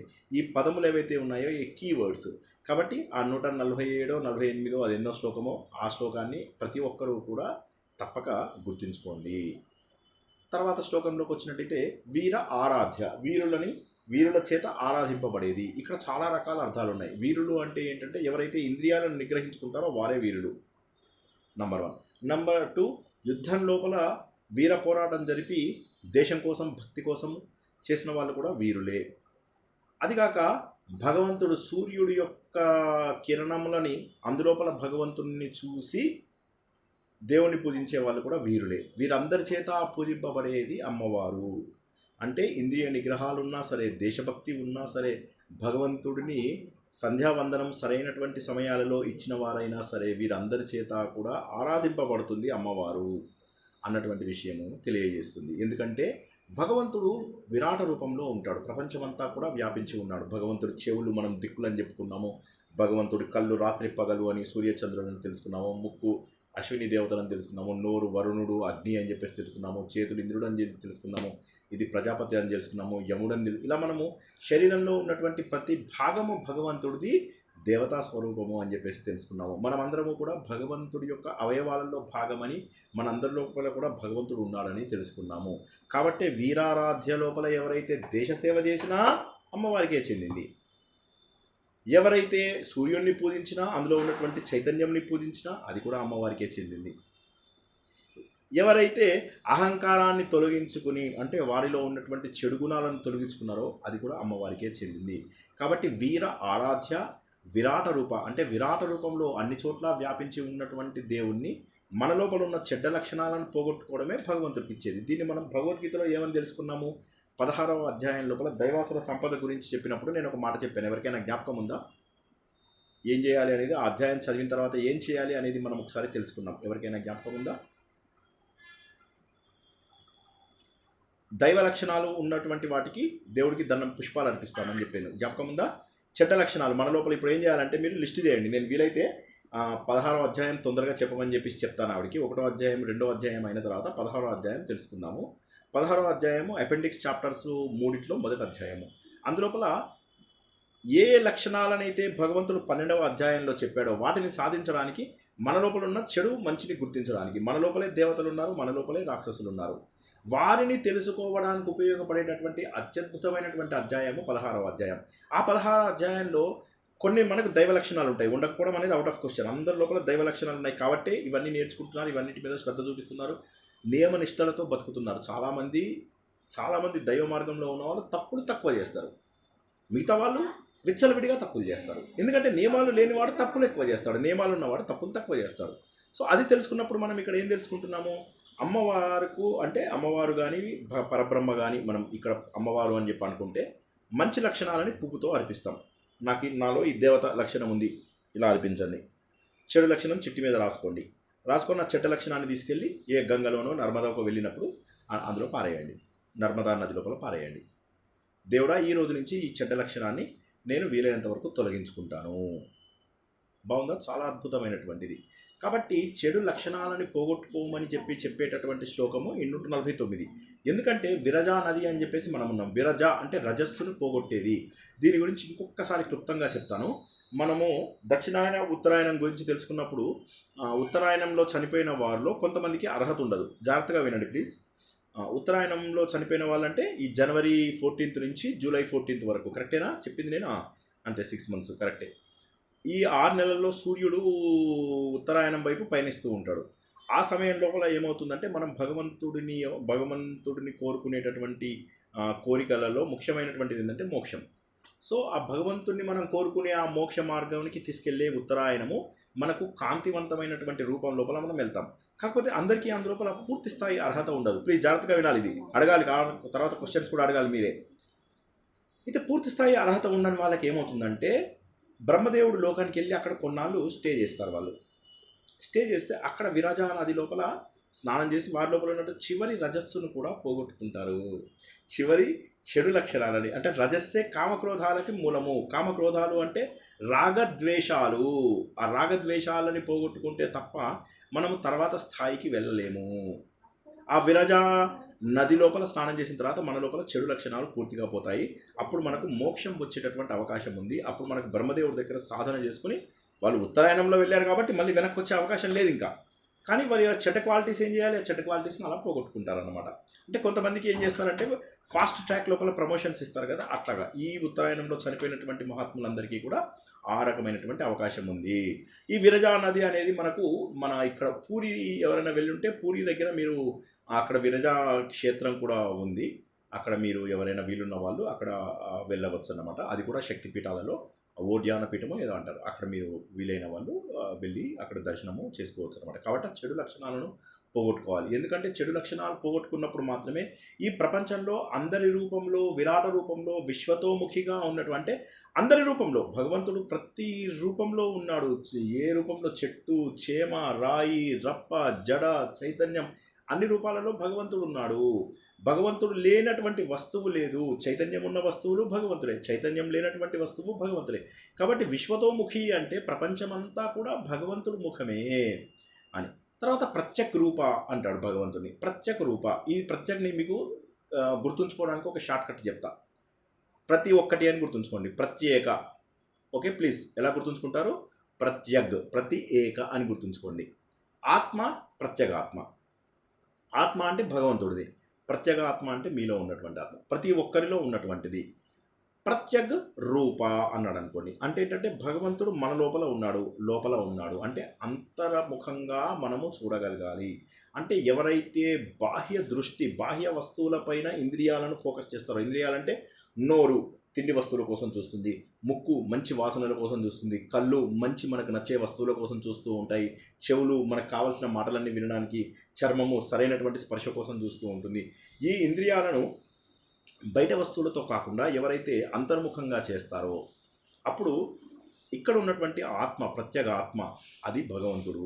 ఆ రూపం వైపు కంటే ఎవరైతే ధ్యానం చేస్తారో, ఎవరైతే సరైన సాధన చేస్తారో, భక్తి మార్గంలో ఉన్నతమైనటువంటి స్టేట్కి వెళ్తారో, లలిత సహస్రనామాన్ని సరైన ఉచ్చారణతో ఊహించుకుంటూ చేస్తారో, అలా మెల్లమెల్లగా మనస్సుని ఇందాక నేను చెప్పిన మాటకి ఇప్పుడు చూడండి. ఇందాక మనం లెక్కలు పెట్టాం, ఎన్ని మార్కులు వస్తాయి అనేటటువంటిది మనం లెక్కలు పెట్టుకున్నాం. ఆ ఎన్ని మార్కులు వస్తాయి అని లెక్కలు పెట్టుకున్నాలో నేను తర్వాత అంతా అయిపోయాక కంక్లూజన్ ఏం చెప్పాను? ఎవరైనా చెప్పండి, కంక్లూజన్ ఏం చెప్పాను? What was that? సంకల్పం చేసుకొని చక్కగా చేసుకుంటే మనకు రావాల్సిన మార్కులు వస్తాయి, మనకి స్థితి బాగుంటుంది. కరెక్ట్. హడావిడిగా చేసుకుంటే దృష్టి ఇంకోవైపు వెళ్ళి మనకు రావాల్సిన బలం దక్కదు. పారాయణ బలం అని, ఆ స్మృతి బలం. కరెక్ట్. సంకల్పం చేయగానే 200 మార్కులు వచ్చేసాయి. సంకల్పం చేసిన తర్వాత మనము భగవంతుని అంతర్ముఖంగా ఊహించుకుంటూ చేసామనుకోండి. అంటే ఆ రోజు శ్రీనివాస్ ఏం చెప్పాడు? చెవులకి ఇవి ఉన్నాయా? శ్రీనివాస్ అనే మాట గుర్తుంచుకోయినా పర్లేదు, లలితలో నేను ఏం నేర్చుకున్నాను అని గుర్తుంచుకోండి. ఊరికే మళ్ళీ కన్ఫ్యూజ్ అయిపోయి మళ్ళీ ఇదైతే కష్టం. నా ప్రవచనాలు జ్ఞాపకం వచ్చి మళ్ళీ మధ్యలో నేను చెప్పిన జోకులు కూడా జ్ఞాపకం వచ్చి అందులో కూడా నవ్వుతూ ఉంటారు. అలా చేయకండి. సో జస్ట్ ఆ కుండలాలు గుర్తుంచుకొని, సూర్యచంద్రుడు, ఒకే చెంపలు, చెక్కిళ్ళు, ఇలా గుర్తుంచుకుంటూ అలా చేశారనుకోండి, అది ఎక్కువ. సో దీన్నే మనం ఏమంటాము? ప్రత్యేక రూప. ఈ శ్లోకం మొత్తంలో కూడా భగవంతుని విరాట రూపంలో చూస్తూ అక్కడ ఉన్నటువంటి భగవంతుడు ఇక్కడ ఉన్నాడు. ఈ భగవంతుని మనం ఏం చేస్తాం తెలుసా? ఇలా దండం పెడతాం. ఇలా ఎందుకు దండం పెడతాము అంటే ఇది నిర్గుణ రూపంలో ఉన్నటువంటి వాళ్ళు చాలామంది దండం పెడతారు. మీరు ఒక్కసారి చూసినట్లయితే చాలామంది నిర్గుణ ఉపాసన చేసే వాళ్ళల్లో కానీ లేకపోతే మీరు బుద్ధుల్లో చూడొచ్చు, మన దేవుళ్ళలో చూడొచ్చు, వెనకాల ఒక హ్యాలో ఉంటుంది. దాన్ని ఏమంటారు, ఒక చిన్న ఇట్లా చక్రం లాగా ఉంటుంది అనమాట. ఆరా, ఆ చక్రం ఏదైతే ఉంటుందో దాన్ని హేలో అని కూడా అంటారు. అది ఆ చక్రం ఏదైతే ఉంటుందో ఆ ఆరా ఏదైతే ఉంటుందో అది ఎంతవరకు ఉంటుందో అంతవరకు చేతులు లేపుతారు. నీకు చేతులెత్తి మొక్కుతున్నాను భగవంతుడా అంటారు. అంటే ఆకాశంలో ఉన్నటువంటి అంటే వేరే శక్తి ఏదైతే ఉందో భగవంతుడి శక్తి, అది మీకు ఇక్కడ వ్యాపించి ఉంటుంది. అక్కడ వ్యాపించి ఉంటుంది అంటే మీనింగ్ ఏంటంటే ఇది మీ తలకాయ, మన తలకాయ అనుకుందాం. ఈ తలకాయకి ఇంత దూరం లోపల ఆ హేలో ఉంది. ఇక్కడ మన సహస్రారం ఉంది. ఈ సహస్రారం దగ్గర మధ్య పాయింట్గా తీసుకుని రేడియస్గా ఒకటి గీసుకున్నట్లయితే, ఒక రేడియస్తో ఒక సర్కిల్ కనుక గీసుకున్నట్లయితే అదంతా కూడా భగవంతుడు ఉండే ప్రదేశము.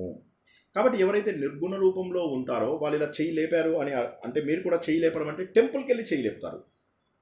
అది చేయొద్దు, తప్పు. అక్కడ మీరు చేస్తున్నది ఏంది? విగ్రహారాధన, సగుణోపాసనకి ఇలా ఎందుకు చేయలేపారు? నిర్గుణోపాసన లోపల ఇక్కడ ఇంత చూడండి, నా చేతులు ఎట్లా కనిపిస్తున్నదా? నా చెయ్యి కొద్దిగా కిందికి రానా, ఇంకొద్దిగా కిందికి జరగనా? కనిపిస్తుందా? అలా ఉండండి. ఇప్పుడు నేను కొద్దిగా కిందికి వచ్చి చూపిస్తున్నాను. అలా అంత దూరం లోపల పెట్టుకున్నట్లయితే అది పరాకాశము. ఆకాశం అంటే ఏంటి? ఈ ప్రపంచంలో మనం ఉన్నటువంటి ప్రతి స్థానాన్ని కూడా ఆకాశం అనే అంటారు. భగవంతుడి యొక్క స్థానమైనటువంటి ఆ పరాకాశం లోపల కనుక మనం దండం పెట్టుకున్నట్లయితే అతడికి విపరీతమైనటువంటి శక్తి వస్తుంది. ఏ నిర్గుణ పరమాత్మనైతే సర్వత్రా వ్యాపించి ఉన్నటువంటి పరమాత్మని మనకున్నటువంటి ఈ మేరు మండల మధ్యస్థలో ఉన్నటువంటి అమ్మవారిని సాధన ద్వారా అందుకుంటామో మన వెనక తెలియకుండా మనకు ఒక చక్రము ఏర్పడుతుంది. కాబట్టి పరబ్రహ్మకు ఉన్నటువంటి స్థానము ఇది, ఆ నిర్గుణ పరబ్రహ్మ స్థానం ఇది అని. అందుకే అమ్మ నువ్వు పరాకాశ స్వరూపిణి అని చెప్పేసి మనం లలితా సహస్రనామం లోపల చాలా ఆనందంగా మనం ఇది చేస్తూ, ఈ విరాట రూపంలో ఉన్నటువంటిది అంతా నువ్వే, నా ప్రత్యేక రూపంలో ఉన్నదంతా నువ్వే, నాకు పరాకాశంలో ఉన్నది కూడా నువ్వే, నాకు ప్రాణంనిచ్చేది నువ్వే, అందరి లోపల ప్రాణస్వరూపిణి అయి ఉన్నది కూడా నువ్వే. ప్రాణం అంటే గాలి, ఈ గాలి లేనిదే మనం చనిపోతాం, పంచప్రాణాలు అంటాం కదా, చనిపోతాం. కాబట్టి ఈ ప్రాణం ఇచ్చింది నువ్వే, ఈ అందరి లోపల ప్రాణస్వరూపమై కూడా నువ్వే ఉన్నావు అని చెప్పేసి అద్భుతమైనటువంటి 140 ఇవాళ నేర్చుకున్న ప్రతి శ్లోకము చూడండి ఎంత అద్భుతంగా ఉందో. విరాట రూపాన్ని, అమ్మవారి యొక్క పూర్తి స్థాయి వ్యాపకత్వాన్ని తెలియజేసినటువంటిది 149వ శ్లోకం. ఓకేనా? ఇప్పుడు 150వ శ్లోకంలోకి వద్దాం. 150వ శ్లోకం లోపల చిన్న చిన్న కథల్లాగా ఉన్నాయి. అవి మనం మార్తాండ భైరవారాధ్య అంటారు. మార్తాండ భైరవుడు అనేది ఏంటంటే శివుడి యొక్క ఒక అవతారం అన్నమాట. ఒక రాక్షసుని, మణిమల్లుడు అనే ఒక రాక్షసుని, ఆయన మల్ల అరి అంటే మల్లుడి యొక్క శత్రువు అనేటటువంటి రూపం లోపల శివుడు ఆయనని సంహరించాడని. ఇది మహారాష్ట్రలో ఉన్నటువంటి కథ. శివుడి యొక్క ఒక రూపము. ఆయన అమ్మవారిని ఎప్పుడూ కూడా పూజిస్తూ ఉన్నాడు అని చెప్పేసి పద్మపురాణంలో ఒక కథ. సరే, ఆ కథకు అనుగుణంగా ఆ కథ లోపల ఉన్నటువంటి మార్తాండ భైరవుడు అనే రూపంలో ఉన్న శివుడు అమ్మవారిని పూజించాడు అని చెప్పేసి ఆ కథని మనకు స్ఫురణకు తేవడం కోసం అని చెప్పేసి మార్తాండ భైరవారాధ్య అని చెప్పేసి ఒక చిన్న కథని చెప్పారన్నమాట. తర్వాత మనకు వచ్చేది మంత్రిని న్యస్త రాజ్యధూ. ఇక్కడ ఏమవుతుందంటే మన ఒక రాజు ఏం చేస్తాడు, తన దగ్గర ఉన్నటువంటి ఒక మంత్రికి తన దగ్గర ఉన్నటువంటి శక్తులన్నీ అప్పచెప్పేసి తను నిశ్చింతగా ఉంటాడు. ఆ మంత్రి ఏం చేస్తాడు, జనాలకు ఏమేం కావాలి, ఎలా కావాలి అన్నీ కూడా వ్యూహాలు అన్నీ చేసి అందరికీ అన్నీ అందజేస్తాడు. అదేవిధంగా అమ్మవారి యొక్క మంత్రంని గనక శ్యామలాదేవి ద్వారా, మంత్రిని అంటే శ్యామలాదేవి, మనం అది ఇంతకుముందు బండాసుర వధ లోపల తెలుసుకున్నాం. వారాహినేమో సైన్యాధిపతి అని కూడా తెలుసుకున్నాం మనం. ఈ మంత్రిని అని ఎవరైతే చెప్పుకుంటున్నామో ఆవిడ మంత్రం గనక చదివినట్లయితే మనము ఆ మంత్రంలో ఉన్నటువంటి అత్యద్భుతమైనటువంటి శక్తుల ద్వారా వచ్చే రహస్య శక్తులని మనకు అందజేసి మనల్ని జయాన్ని కలిగిస్తుంది. ఈ మాటని మనం చాలాసార్లు తెలుసుకున్నాము. లలితా సహస్రనామము అనేటటువంటిది అత్యంత అద్భుతమైనటువంటి శక్తి కలిగినటువంటిది. ఇది పారాయణ ద్వారా శక్తిని కలిగిస్తుంది. మనం చాలాసార్లు తెలుసుకున్నాము. లలితా సహస్రనామము, విష్ణు సహస్రనామము భగవద్గీతలో 12-15 శబ్ద రూపంలో మంత్రాన్ని జపించడం వల్ల మనని మననాత్ త్రాయతే ఇది మంత్ర, మననం చేయడం ద్వారా త్రాయతే రక్షింపబడతాము. ఇది మంత్ర, మంత్రం అంటే మననం చేయడం ద్వారా రక్షింపబడుతుంది.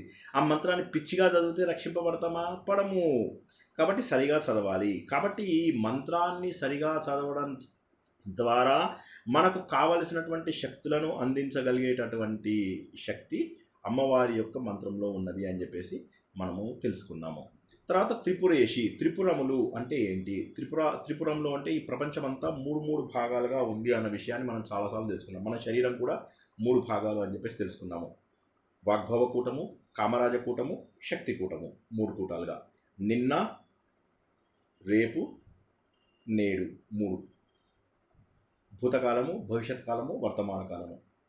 సృష్టి, స్థితి, లయ, బ్రహ్మ, విష్ణు, మహేశ్వరుడు. ఇవన్నీ కూడా త్రిపురాలతో సంబంధించినవి, త్రిపుర విద్య. అయితే త్రిపురాలకు ఈశ్వరుడు అని చెప్పడంలో అర్థం ఏంటంటే మన శరీరాన్ని పురము అంటారు. ఈ శరీరంలో 3 రకాల అవస్థలు ఉంటాయని మనం తెలుసుకున్నాం. జాగ్రత్త అవస్థ, స్వప్నావస్థ, సుషుప్తావస్థ అని. ఈ 3 రూపాలలో కూడా మనతో పాటు ఉండేది అమ్మవారు అన్నటువంటి. పురము అంటే శరీరము. పురి నవద్వారే పురే దేహి అని చెప్పి తెలుసుకున్నాం కదా భగవద్గీతలో. ప్రతిదానికి భగవద్గీత రిఫరెన్స్ ఇచ్చి తీరుతాను, తప్పదు. సో కాబట్టి ఆ పురము అంటే శరీరము. ఆ శరీరంలో ఈ 3 రకాల శరీరములలో కూడా ఉన్నటువంటి అమ్మవారు అని త్రిపురేషి అని చెప్పేసి చెప్తాము.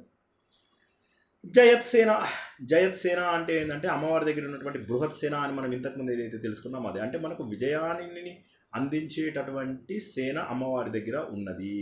అంటే మనకు ఈ అమ్మవారి మంత్రములు చదువుతూ ఉంటే వచ్చే శక్తుల ద్వారా, అంటే భగవంతుడిని సరైనటువంటి విశ్వాసంతో బ్రహ్మ సత్యం జగత్ మిథ్య అని ఎవరైతే పూజిస్తారో వారికి తన దగ్గర ఉన్నటువంటి సైన్యం అంతా కూడా ఒక ప్రొటెక్షన్ లాగా వస్తుంది. అంటే అన్ని రకాల శుభాలు, అన్ని రకాల జయాలు, అన్ని రకాల ఆలోచనలు, సద్ ఆలోచనలు, అన్ని రకాల విజయాలు, మనం మొదట్లో తెలుసుకున్నట్టుగా స్వర్గలోకాల సుఖాలు, అపసర్గ కావలసినటువంటివి అన్నీ కూడా భగవంతుడు అందిస్తాడు మనకు అని చెప్పేసి తెలియడం అన్నమాట. ఎందుకంటే దేవుడికి ఎవరన్నా పక్షపాతం లేదు, కేవలం సాధన చేసే వారికి మాత్రమే అమ్మవారి ఇవన్నీ అందిస్తారు. కాబట్టి భగవంతుడు త్రిగుణాలని మనకిచ్చినప్పటికీ ఆ త్రిగుణాలకు అతీతం, అంటే నిస్త్రైగుణ్య, సత్వ రజస్ తమో గుణాలు అనేటటువంటివి లేనటువంటి ఒక స్వరూపిణి, గొప్ప స్వరూపిణి అమ్మవారు. కాబట్టి అమ్మవారిని నిస్త్రైగుణ్య అన్నారు. అంటే మనకు అనుమానం వస్తుంది, దేవుడు ఏంటి పక్షపాతం చేస్తున్నాడా అని అంటారని. ఇమీడియట్గా ఏమన్నారంటే కాదు, అమ్మవారికి త్రిగుణాలతో సంబంధం లేదు అని చెప్పేసి చెప్పారు. చెప్పడమే కాకుండా ఇక్కడ మనకు కనిపించే జగత్తు, కనిపించని జగత్తు, పరము అపరము కూడా అమ్మవారే. పరము అపరము మనం ఇంతకుముందు కూడా తెలుసుకున్నాము. విద్య అవిద్యా స్వరూపిణి, భావము అభావము విభజిత, ఇలాంటి పదాల లాగానే పరము అపరము. పరము అంటే అది, పరము అంటే మనకు వేరుగా ఉండేది పరం. ప్లీజ్ జాగ్రత్తగా వినాలి. మనకు వేరుగా ఉండేది పరము, అపరం అంటే మనం. పరమునకు అపరమునకు 2 కూడా రూపాలు భగవంతుడి యొక్క రూపములే అన్నటువంటి గొప్ప సత్యాన్ని తెలుసుకుని, సచ్చిదానంద రూపానికి సమానమైనటువంటి పదము సత్యము, జ్ఞానము, ఆనంద రూపము. సత్, చిత్, ఆనందము. చిత్ అంటే చైతన్యము, చైతన్యమునే జ్ఞానము అంటారు. కాబట్టి భగవంతుణ్ణి సత్య జ్ఞానానంద రూపము అని చెప్పేసి అంటారు. అది కాకుండా మనకేం చెప్తారు, ఒక దీపము, ఆ దీపంలో ఉన్న వెలుతురు వేరు కాదు. అదేవిధంగా శివుడు అండ్ శక్తి వేరు కాదు. అంటే భగవంతుడి యొక్క సృష్టి, ఆ సృష్టిలో ఉన్నటువంటి శక్తి వేరు కాదు. శివశక్త్యైక రూప, శివశక్తుల యొక్క సామరస్య రూపము. అంటే ఇద్దరు ఒకరే అని చెప్పేసి మనకు చెప్పడం. శివుడు పార్వతి వేరు కాదు, శివ పార్వతులు ఒకరే. ఒకరు వెలుతురైతే మరొకరు ఆ వెలుతురుని పట్టుకున్నటువంటి దీపము. దీపంలోని వెలుతురు వేరు కాదు అని చెప్పేసి చెప్పడమే కాకుండా వీరిద్దరికి కలిసినటువంటి ఒక కథ చెప్తుంది, కపర్ధిని అని. కపర్ధి అంటే శివుడు, ఆయన జటాజూటాలు చాలా స్ట్రాంగ్ ఉంటాయన్నమాట. గంగాదేవిని భగీరథుడు పిలుస్తాడు, శివుని ప్రార్థిస్తాడనమాట గంగాదేవిని తీసుకురా అని.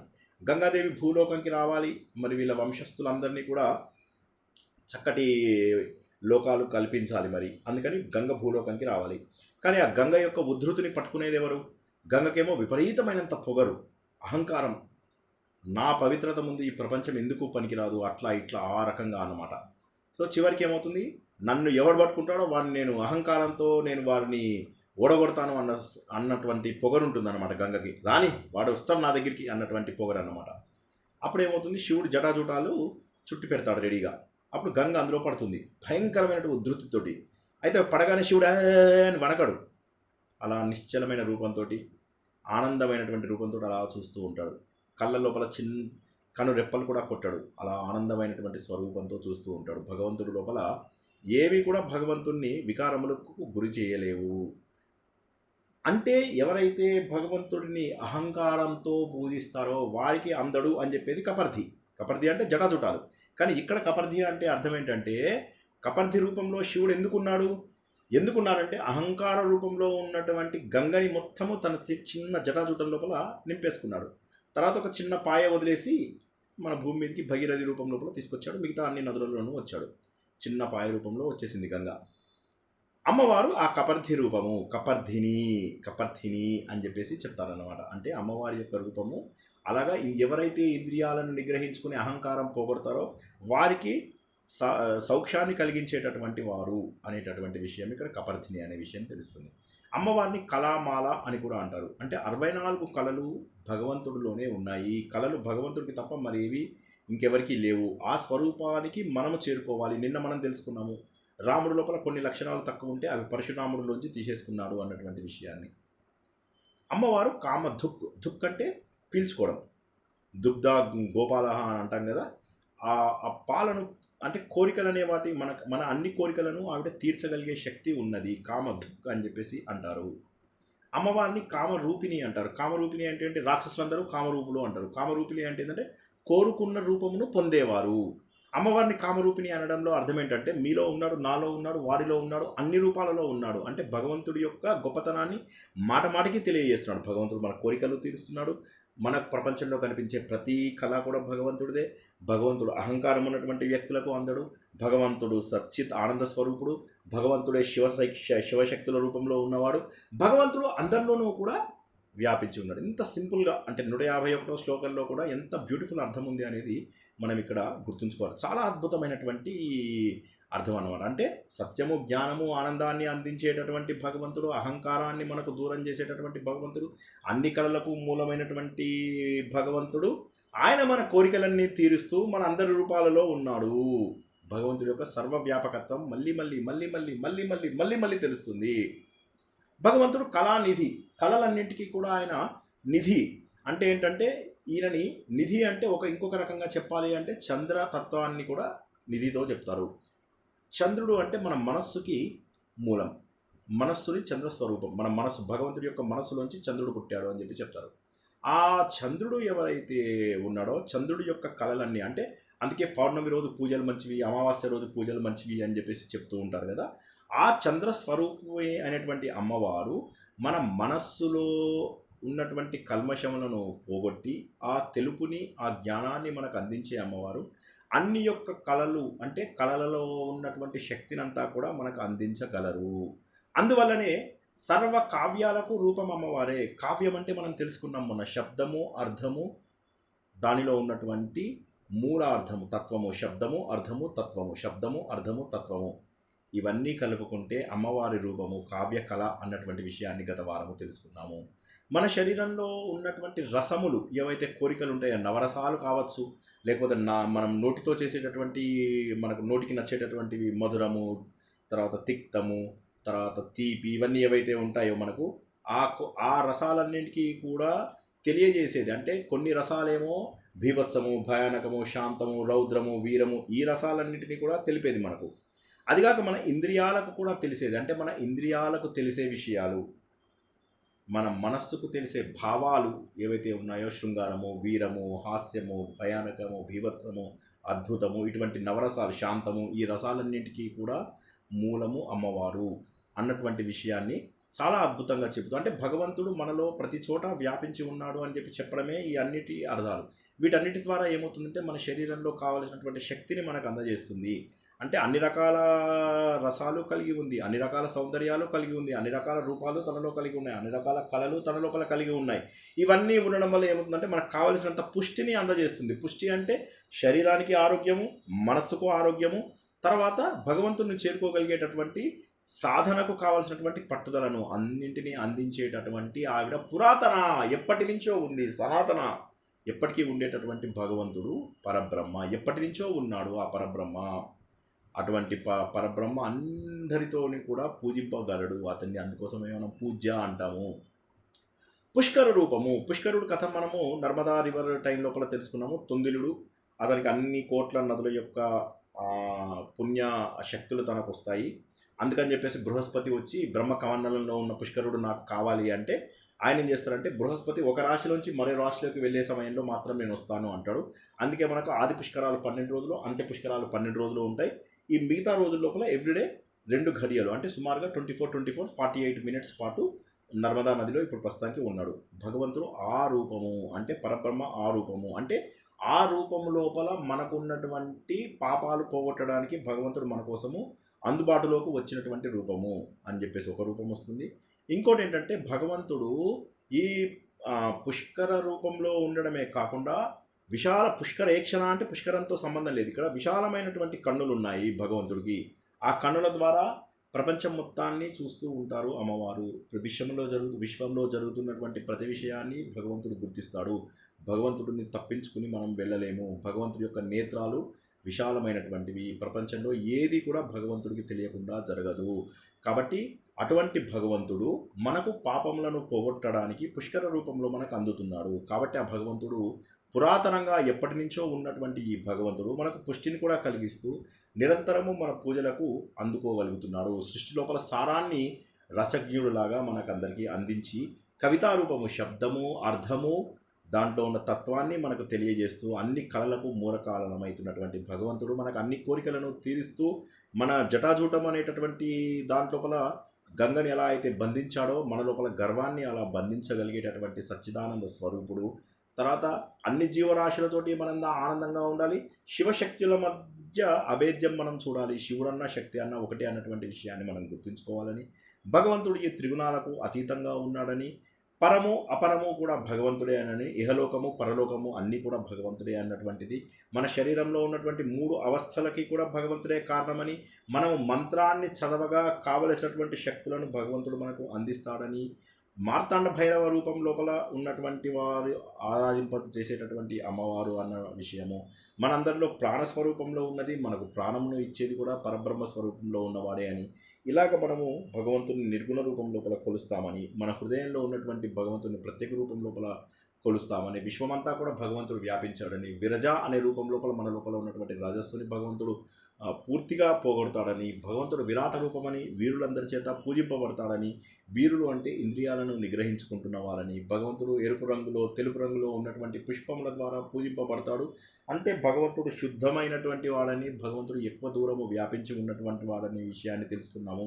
ఈ మేరు మండలంలో ఉన్నటువంటి మేరు నిలయ అంటే సాధన ద్వారా మనము ఈ రంధ్రాన్ని ఛేదించాలని, భగవంతుడు మహతి అంటే మహత్తు కలిగినటువంటి వాడు, అందరికంటే గొప్పవాడని, ఇతడు చెడు ఇంద్రియాలు, చెడు లక్షణాలు, చెడు పనులు చేసేవారికి అందుబాటులో లేడని, వేరేయాజ్ ఎవరైతే సరైనటువంటి నియమాల ద్వారా భగవంతుడిని పూజిస్తారో, ఎవరైతే సరైనటువంటి ధర్మ పద్ధతిని పాటిస్తారో వారికి యజ్ఞరూపమైనటువంటి ఆ భగవంతుడు ఓజస్సును కలిగిస్తాడు, ఆరోగ్యాన్ని కలిగిస్తాడు, ఈ లోకంలో సుఖాలని పరలోకంలో ఉన్న సుఖాలని అందించేటటువంటి శుద్ధమైనటువంటి ఆ భగవంతుణ్ణి మనము ప్రార్థించాలి. ఈ విధంగా మనము సుమారుగా 805 పేర్ల యొక్క విశేషములను తెలుసుకుందాము.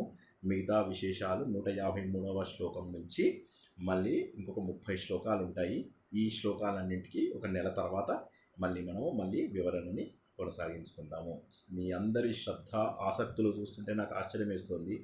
ఎందుకంటే ఎన్నోసార్లు భగవంతుడు తత్వాన్ని తెలిపి మళ్ళీ లలితా సహస్రనామం లోపల ఆ తత్వాన్ని మనకు అందజేసేటటువంటి అద్భుతమైనటువంటి శక్తి లలితలో ఉంది. శబ్ద రూపంలో, దాని అర్థ రూపంలో, దాని తత్వ రూపంలో. శబ్దం అంటే కేవలం సౌండ్, ఉచ్చారణ. అర్థం అంటే జస్ట్ దాని వివరణ. తత్వం అంటే హిడెన్ మీనింగ్. ఈ 3 రకాలు కూడా ఉన్నటువంటి లలితా సహస్రనామంలో 800 పేర్లు తెలుసుకోవడం అనేది మనందరి యొక్క అదృష్టమని, ఆ అదృష్టాన్ని కలిగించినటువంటి భగవంతుడికి శ్రద్ధగా విన మీ అందరికీ పాదాభివందనం చేస్తూ, ఆత్మసుఖము వీడి నీ ఆట కొరకు పాత్ర పోషణ చేసితి సూత్రధారి, విశ్రమించదని పాదం ఆశ్రయించి పరమకరుణాంతరంగా శ్రీ పాండురంగ. జై శ్రీకృష్ణ. ఎవరికైనా ప్రశ్నలు కానీ ఫీడ్బ్యాక్ కానీ ఉంటే ఒక 10-15 నిమిషాలు తీసుకుందాం. ఉంటే అసలు ఇవాళ చాలా చెప్పండి. ఇప్పుడు నమస్కారం చేస్తున్నప్పుడు ఇలా సహస్రం మీద చేతులు ఎత్తి చేస్తారు అంటే నిర్గుణ ఉపాసన చేసే వాళ్ళు చేస్తారని చెప్పారు. అవును అవును చిన్న డౌట్. అయ్యో అడగండి. సూర్య నమస్కారం చేసినప్పుడు మటుకు మనం అలా చేస్తాం, అది కరెక్టే కదా సార్? అదొక్కటే చేస్తాం. మిగతా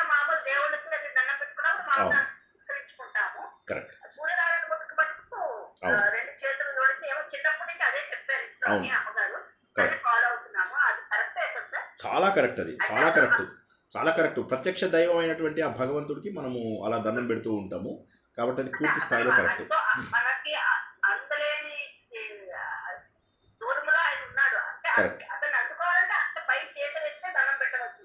కరెక్ట్, మామూలుగా నమస్కారం కాకుండా అతన్ని అంత దూరం. అదే కదా సార్ మీరు? Correct, correct, correct, correct. Hare Krishna sir. Hare Krishna. Sir నిర్గుణము గుణాతీతము ఈ రెండు ఒకటేనా సార్? ఒకే అర్థం? ఇక్కడ కాదు. గుణాతీతము అంటే త్రిగుణాలకు అతీతము. త్రిగుణాలు అంటే సాత్విక గుణము, రాజస గుణము, తామస గుణము, ఈ మూడు లేనటువంటి దాన్ని గుణాతీతము అంటారు. నిర్గుణము అంటే భగవంతుడి యొక్క రూపం లేకుండా పూజించేదాన్ని నిర్గుణం అంటారు. ఓకే. సగుణము అంటే భగవంతుడి యొక్క రూపంతో పూజించడము, నిర్గుణము అంటే భగవంతుడిని రూపం లేకుండా పూజించడము. గుణాతీత అని చెప్పి గుణ వివర్జిత, గుణాతీత ఇవన్నీ ఏవైతే అంటామో అక్కడ మనము త్రిగుణాల గురించి మనము మాట్లాడుతున్నాము. అంటే సాత్విక గుణము, రాజస గుణము, తామస గుణము అనేవి కేవలము మనకే కానీ భగవంతుడికి ఉండవు అనే విషయాన్ని తెలియజేయడానికి అక్కడ మనము గుణాతీత అని చెప్పి చెప్తాము. క్లియర్ అయిందా?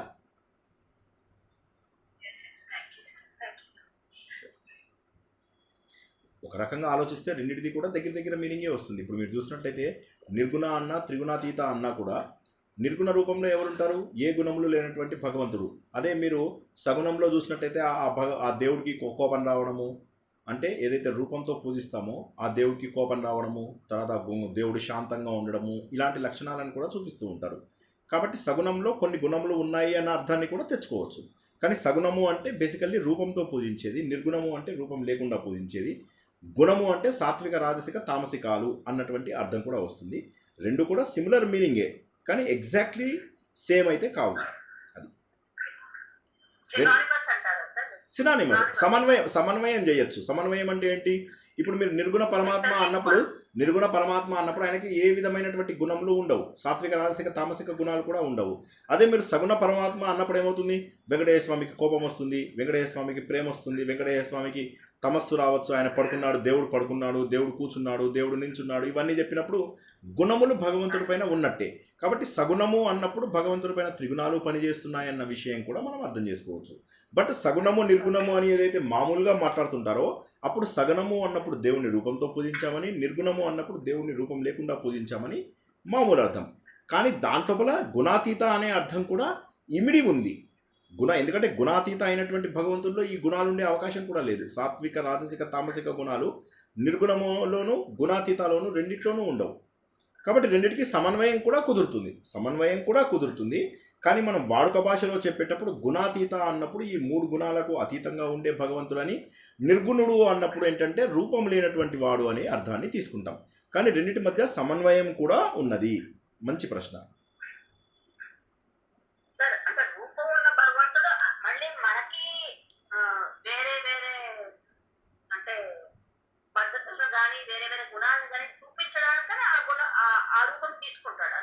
అంటే అంతే, మనకు భగవంతుడు ఏంటంటే నిరాకారాన్ని పొందడం కోసం అని చెప్పి ఆయన మనిషి రూపంలో వచ్చి బాబు నువ్వు ఆ స్థాయికి చేరుకోవాలి అని చెప్పి మనకు చెప్పాడు అనమాట. అంతే భగవంతుడు చెప్పడంలో వేరే అవతారాలు వచ్చాయి మనకు, వేరు అవతారాలు అందుకోసమే వచ్చాయి. వేరు కరెక్ట్. ఈ అవతారాలన్నీ ఎందుకోసము అంటే మనకు భగవంతుడు ఇలా ఉండాలి అని చెప్పి చెప్పడం కోసం అని చెప్పేసి వచ్చినటువంటి అవతారాలు. గైడెన్స్. శ్రీనివాస్ గారు సార్ చెప్పండి. పుష్కరుడు ప్రతిరోజు ఒక 2 నిమిషాలు ఉంటారు అని చెప్పారు కదా, ఏ టైంలో ఉంటారండి? అది చూసుకోవాలి, పుష్కరంది టైం చూసుకోవాలి. జనరల్లీ 48 మినిట్స్ అని చెప్తారు. 2 గడియలు అంటే 24x2. సో సంవత్సరం మొత్తము ఉంటాడు. అది చూసుకుని వెళ్ళాల్సిందే. అది మనకు ఈ జ్యోతిషం బుక్ లోపల వాటి లోపల ఏ టైమ్స్లో ఉంటాడు అని ఉంటుంది. అది చూసుకుని వెళ్ళాల్సిందే. రోజు అదే టైంకు ఉండాలి అని ఏం గ్యారంటీ లేదు. కాబట్టి ఆ టైం చూసుకుని వెళ్తే ఏ రోజు స్నానం చేసినా కూడా పుష్కర స్నానం చేసినట్టే ఉంటుంది. దాని బదులు చివరి అంత్య పుష్కరాలకు వెళ్ళారనుకోండి మీరు, మొదటి 12 రోజులు, చివరి 12 రోజులు తుందిలుడు అనేటటువంటి ఈ పుష్కరుడు ఎవరైతే ఉంటారో అతను పూర్తిగా నీళ్ళల్లోనే ఉంటాడు. కాబట్టి అప్పుడు ఏమవుతుందంటే బృహస్పతితో పాటు ఆయన వచ్చాడు కాబట్టి అందులో తుందిలుడు ఉన్నాడు. ఆయన అన్ని పుణ్యతీర్థాలకు ఆయన అధిపతి కాబట్టి మిగతా దేవతలందరూ కూడా అందులో దిగి స్నానం చేస్తారు. దేవతలు అంటే ఏంటి? మనకంటే కొద్దిగా బెటర్ పీపుల్. ఇప్పుడు మనం చీమల కంటే మనం బెటర్ కదా, అలాగే మనకంటే కొద్దిగా బెటర్ ఉన్న వాళ్ళని దేవతలు అంటారు. అంతే, మనం దేవతలం అయ్యే అవకాశం ఉంది. కానీ దేవతలు అవ్వడంతో ఆగిపోకూడదు, మనం దైవం అవ్వాలి, పరబ్రహ్మ స్వరూపాన్ని పొందాలి. అది ఎనివే, అది వేరు ఇది వేరు. మీరు అడిగిన ప్రశ్నకు సమాధానము నాకు అదే, అది ఏ రోజు దారో చూసుకోవాల్సిందే. నాకు ఎగ్జాక్ట్ టైము ఇది ఫిక్స్డ్ అని చెప్పి తెలియదు నాకు. సార్ ఫిక్స్ టైంలో వస్తే అందరూ అక్కడే ఉండిపోతారని ఫిక్స్ టైం లేకుండా వస్తున్నాడు సార్ దేవుడు అక్కడికి పుష్కరం. అట్లా ఏం లేదు, పుష్కరం టైంలో కూడా సులభంగానే అయినాయి. రోజు 48 days అదే టైం అంటే అందరూ అక్కడే ఉండిపోతారు. ఇక్కడ వస్తారు కదా దేవుడు అని. ఏ టైమో తెలియకపోతే తెలుసుకోవాలన్న ఆసక్తితో కూడా ఉంటారు. జనరల్గా ఈ బ్రాహ్మిన్స్ వాళ్ళు చెప్తారు, అంటే అక్కడ ఆ జాతకాలు చూసే బ్రాహ్మిన్స్, జ్యోతిషం ఈ చూసే బ్రాహ్మిన్స్ ఎవరైతే ఉంటారో వాళ్ళు చెప్తారు. కానీ సంవత్సరం మొత్తం ఉంటాడు తుందిలుడు, ఈ దీని లోపల ఉంటాడు, ఆ నది లోపల ఖచ్చితంగా ఉంటాడు. ఆ నదిలో ఉన్నప్పుడు ఎట్లా ఉంటుందంటే మనకు జనరల్గా ఇప్పుడు మన లోపల మనం యవ్వనం వచ్చినప్పుడు ఎంత ఆనందంగా ఎంత శక్తివంతంగా ఉంటాం, అదేవిధంగా నదులు ఏంటంటే ఎప్పుడైతే పుష్కరుడు వాటి లోపల ప్రవేశిస్తాడో చాలా ఆనందంగా ఉంటాయి అన్నమాట. So what ever you ask, ఇప్పుడు ఎవరన్నా వ్యక్తి దగ్గర ప్రసన్నంగా ఉన్న వ్యక్తి దగ్గరికి వెళ్ళి మీరేమన్నా కోరుకుంటే తీరుతాయి. అదేవిధంగా మీరు తెలియక చేసినటువంటి పాపములు, ఏవైతే అనుకోకుండా జరిగినటువంటి తప్పులు, ఇటువంటివన్నీ కూడా కొన్ని కొట్టేయబడతాయి అనేటటువంటిది ఒక నమ్మకం పుష్కరాలలో స్నానం చేయడం ద్వారా. ఎందుకంటే ఇప్పుడున్నటువంటి మనకు తెలిసినవి కొన్నే నదులు, కానీ యాక్చువల్గా 3.5 కోట్ల తీర్థాలు ఉన్నాయని చెప్పి చెప్తారనమాట. సో వాటన్నిటికీ కూడా అధిపతి ఈయన తుందిలుడు.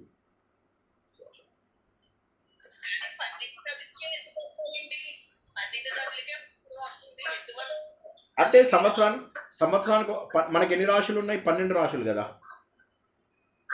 మనకి, 12 రాశులు కాబట్టి 12 మీద వస్తారు.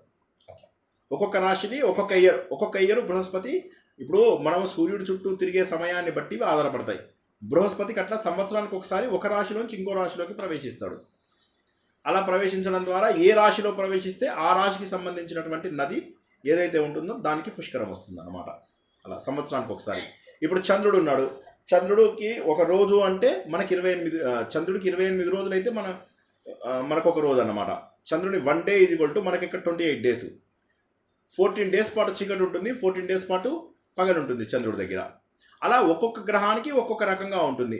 ఒక డే అనేది వ్యత్యాసం ఉంటుంది, ప్రతి గ్రహం పైన వ్యత్యాసం ఉంటుంది.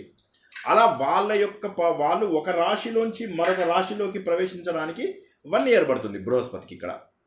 అదే ఇప్పుడు మీరు శని ఉన్నాడు అనుకోండి, ఆయన స్లోగా వెళ్తాడా అనుకుంటే వెళ్తాడు. ఆయన 2.5 years పడుతుంది, ఆయనకి మందంగా నడుచుకుంటూ వెళ్తాడు, ఆయనకి 2.5 ఏళ్ళు పడుతుంది.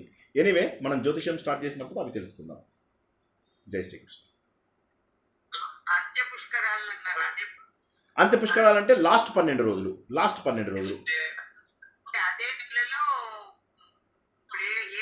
పుష్కర పట్టిందో అప్పటి నుంచి 12 రోజులు మళ్ళీ ఎండింగ్లో 365 days ముందు ఏవైతే 360 daysకి 12 రోజుల ముందు ఏదైతే ఉంటుందో ఆ రోజుల్లో ఉంటుంది అంత్య పుష్కరాలు అని చెప్పి. అప్పుడు మనం వెళ్ళి స్నానం చేయొచ్చు అదే నదికి.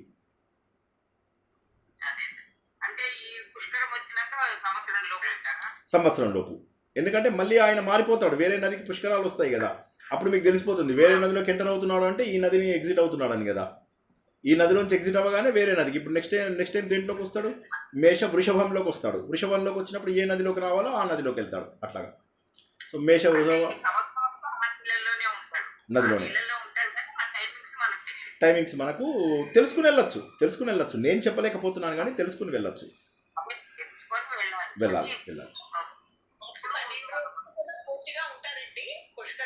పుష్కరుడు ఉంటాడు. మొదటి 12 రోజులు, చివరి 12 రోజులు ఆయన పూర్తిగా ఉంటాడు. ఆది పుష్కరాలు, అంత్య పుష్కరాలు అంటారు వాటిని. ఆ 12 రోజుల్లో పూర్తిగా ఉంటాడు. మిగతా 360 days లోపల కూడా ఈ 48 రోజులు తీసేస్తే మీకు 312 రోజులలో ప్రతిరోజు 48 నిమిషాలు ఉంటాడు. థ్యాంక్స్ ఎందుకు. జై శ్రీకృష్ణ. జై శ్రీకృష్ణ సార్. ఎక్కడున్నారు? రామేశ్వరం నుంచి వచ్చేసారా?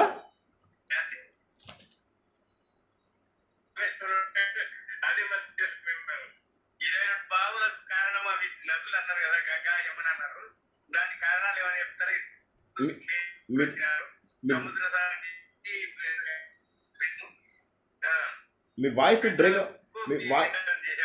వాయిస్ బ్రేక్ అవుతోంది. వేణుగోపాల్ గారు ఎక్కడున్నారు మీరు? ఆ? ఓ అక్కడే ఉన్నారా రామేష్? ఓ very good very good. Okay okay. అదే మీది వాయిస్ క్లియర్గా లేదు.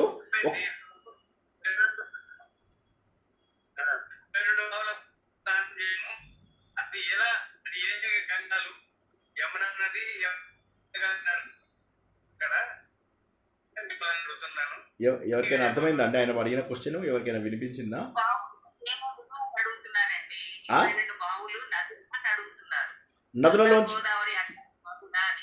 నదులలోంచి వచ్చినటువంటి నీళ్ళు అవి. అంటే ఒక నది కాదు అక్కడ ఉన్నటువంటివి. ఇప్పుడు మనకు తెలిసిన 12 నదులే కాకుండా ఇంకా ఎన్నో గుప్త నదులలోంచి వచ్చినటువంటి నదులు అన్నమాట. అక్కడ మనకు రామేశ్వరంలో కనిపించే నదులని. అది నమ్మకమే. కాకపోతే ఏంటంటే రాముడు ఎప్పుడైతే ఈ రామేశ్వరంలో ఉన్న లింగమునకు పూజ చేస్తాడో అప్పుడు ఎన్నో చోట్ల నుంచి ఉన్నటువంటి తీర్థములన్నీ కూడా ఆ ప్రదేశానికి వచ్చాయి అని చెప్పేసి అంటారన్నమాట. ఉదాహరణకి ఇప్పుడు మీకు సిమిలర్ ఎక్స్పీరియన్స్ మీకు అయోధ్యలో కూడా ఉంటుంది. అయోధ్యలో నంది గ్రామం అని ఒక ప్లేస్ ఉంటుంది. ఆ నంది గ్రామం లోపల దాదాపుగా మీకు అన్ని నదులలోంచి వచ్చినటువంటి నీళ్లు నంది గ్రామంలో మీకు అక్కడ దొరుకుతాయి అనమాట. ఒక బావి ఉంటుంది. ఆ బావి లోపల అన్ని నదుల నీళ్లు అక్కడికి వస్తాయి. అంటే ఒక ప్రత్యేకమైనటువంటి పని చేసినప్పుడు ఎన్నో తీర్థాలకు సంబంధించినటువంటి నీళ్ళని వాళ్ళు ఒక్క రోజులో వెళ్ళి తీసుకొచ్చేవాళ్ళు. రాముడి పట్టాభిషేకం అవుతుంది అంటే అన్ని చోట్లకి వెళ్ళి రేపు పొద్దుటికల్లా ఈ 100 నదుల నీళ్లు తీసుకురా అంటే ఓకే అనేసి వెళ్ళిపోయి వచ్చి తెచ్చేవాళ్ళు వాళ్ళు. అదేవిధంగా రామేశ్వరంలో ఏమైందంటే ఆ మన మహానుభావుడైనటువంటి రాముడు అక్కడ తనకు శక్తి కావాలి, ఆ శక్తి కావాలని చెప్పేసి ఆయన ప్రార్థించేటప్పుడు ఈ ఈశ్వరుడికి పూజ కోసం కావాల్సినటువంటి నదులన్నీ కూడా అక్కడ వచ్చాయి. కాబట్టి ఆ నదులలో స్నానం చేస్తే మంచిది అని చెప్పేసి చెప్తారు. ఇదంతా కూడా నమ్మకానికి సంబంధించింది. మనం ధర్మం అంతా కూడా నమ్మకంతో ఉన్నది కాబట్టి అది చేస్తే చాలా మంచిది. అంటే అట్లీస్ట్ అవకాశం ఉన్న వాళ్ళు చేస్తే చాలా మంచిది అని చెప్పేసి చెప్తారు. ఆయన ప్రశ్న అదేనో కాదో నాకు తెలియదు కానీ నీళ్ళలో రుచి కూడా తేడా ఉంటుంది. అండ్ గమ్మత్ ఏంటంటే ఇక్కడ పక్కనే సముద్రము, ఇక్కడే ఈ నీళ్ళలో ఇంత డిఫరెన్స్ ఎట్లా వచ్చింది అనేది మనకు అర్థం కాదు. It's a wonder. అంటే చాలా విషయాలలో ఉంటుంది కదండి. సముద్రం దాకా పోవడానికి పక్క పక్కన ఉన్న బావుల్లోనే కరెక్ట్. కానీ గమ్మత్ ఏంటంటే ఒక్క నీరు కూడా ఉప్పగా ఉండదు. గమ్మత్ ఏంటంటే ఒక్క నీరు కూడా నాకు ఉప్పగా అనిపించలేదు మరి. సో మరి that is also a wonderful ఇది. సో అక్కడ మళ్ళీ నవపాషాణాలు కూడా ఉన్నప్పటికీ దిగిపోతాయి కదా.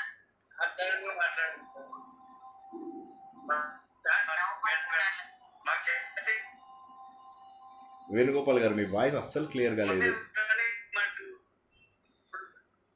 వేణుగోపాల్ గారు అస్సలు అనిపించట్లేదు. మధురై మీనాక్షి గురించి 2 మాటలు చెప్పండి. రేపు పోతున్నాము మధురైకి. ఓకే. మధుర మీనాక్షి కథ మన లలితా సహస్రనామంతో ముడిపడి ఉన్నదన్నది మీకు తెలిసిందే కదా. సో అందులోపల మధుర మీనాక్షి దేవాలయం లోపల ఏమయ్యేదంటే కొన్ని బీజాక్షరాలు, మన బీజాక్షరాలలో కొంత శక్తి ఉంటుంది. ఈ శక్తి ఉన్నటువంటి బీజాక్షరాలలో చాలా వాళ్ళు ఏం చేస్తారంటే అన్ని బీజాక్షరాలు అందరికి ఇవ్వరు. ఒక బీజాక్షరం ఇచ్చారంటే దాని పక్కన ఒక అక్షరం, ఇటు పక్కన ఒక అక్షరం పెట్టి ఇస్తారు. ఎందుకంటే ఆ శక్తిని మన శరీరం స్వీకరించలేదు, చాలా గొప్ప సాధన ఉంటే తప్ప. అయితే ఆ బీజాక్షరాలలో ఏం చేశారంటే కొంతమంది తామసులు ఆ రోజుల లోపల ఈ బలులు ఇవి అవి చేయడం వల్ల ఏమైపోయిందంటే ఆ పర్టికులర్ బీజాక్షరాలలో కొన్ని ఇవేమో చెడు తామస అక్షరాలు కూడా అందులోపల ఉండిపోయాయి అన్నమాట. అందువల్ల భగవంతుడు మీనాక్షి రూపం లోపల ఆవిడ బయటికి రావడము, రాత్రి అయ్యేసరికి సంహారం చేస్తూ ఉండేదన్నమాట. ఆవిడ మొత్తం ఊరంతా కూడా సంహారం జరుపుతూ ఉండేదన్నమాట. ఆ సమయం లోపల మన శంకరాచార్య రావడము, వచ్చి ఈ చెడు బీజాలు ఏవైతే ఉన్నాయో ఆ ఉగ్ర బీజాలు అంటారు వాటిని, ఆ ఉగ్ర బీజాలను తొలగించేసి అక్కడ తను సరైనటువంటి శ్రీచక్ర స్థాపన చేయడం. శ్రీచక్రం అంటే ఏంటి? లలితా సహస్రనామం. సో ఇప్పుడు మీరు వెళ్తున్నటువంటి దేవాలయం ఏదైతే ఉన్నదో అది లలితా సహస్రనామములో మొట్టమొదటి శ్రీచక్రం పెట్టినటువంటి దేవాలయం. కాబట్టి ఆ దేవాలయంకి వెళ్ళడం చాలా అదృష్టము. It's a wonderful temple. కొద్దిగా ఎంట్రన్స్ ఎక్కడి నుంచి వచ్చారనేది చూసుకోండి. అన్ని ఎంట్రన్స్లు సిమిలర్గా కనిపిస్తాయి. కొద్దిగా చూసుకొని వెళ్ళండి మెల్లగా. జై శ్రీకృష్ణ. సుందరేశ్వరుడు భగవంతుడు, ఆయన శివుడు. అది మీనాక్షి, మధుర మీనాక్షి, కాశీ విశాలాక్షి, తర్వాత కంచి కామాక్షి. ఈ ముగ్గురు కూడా ఒకే అవతారము అని చెప్పేసి చెబుతారు అన్నమాట. జై శ్రీకృష్ణ. ఇంకా జనాలకి ఎవరికైనా ఏమైనా ప్రశ్నలు కానీ ఏమైనా ఫీడ్బ్యాక్ కానీ. మొత్తం మీద మీ అందరూ 800 ఇవి నాతో చెప్పించారు.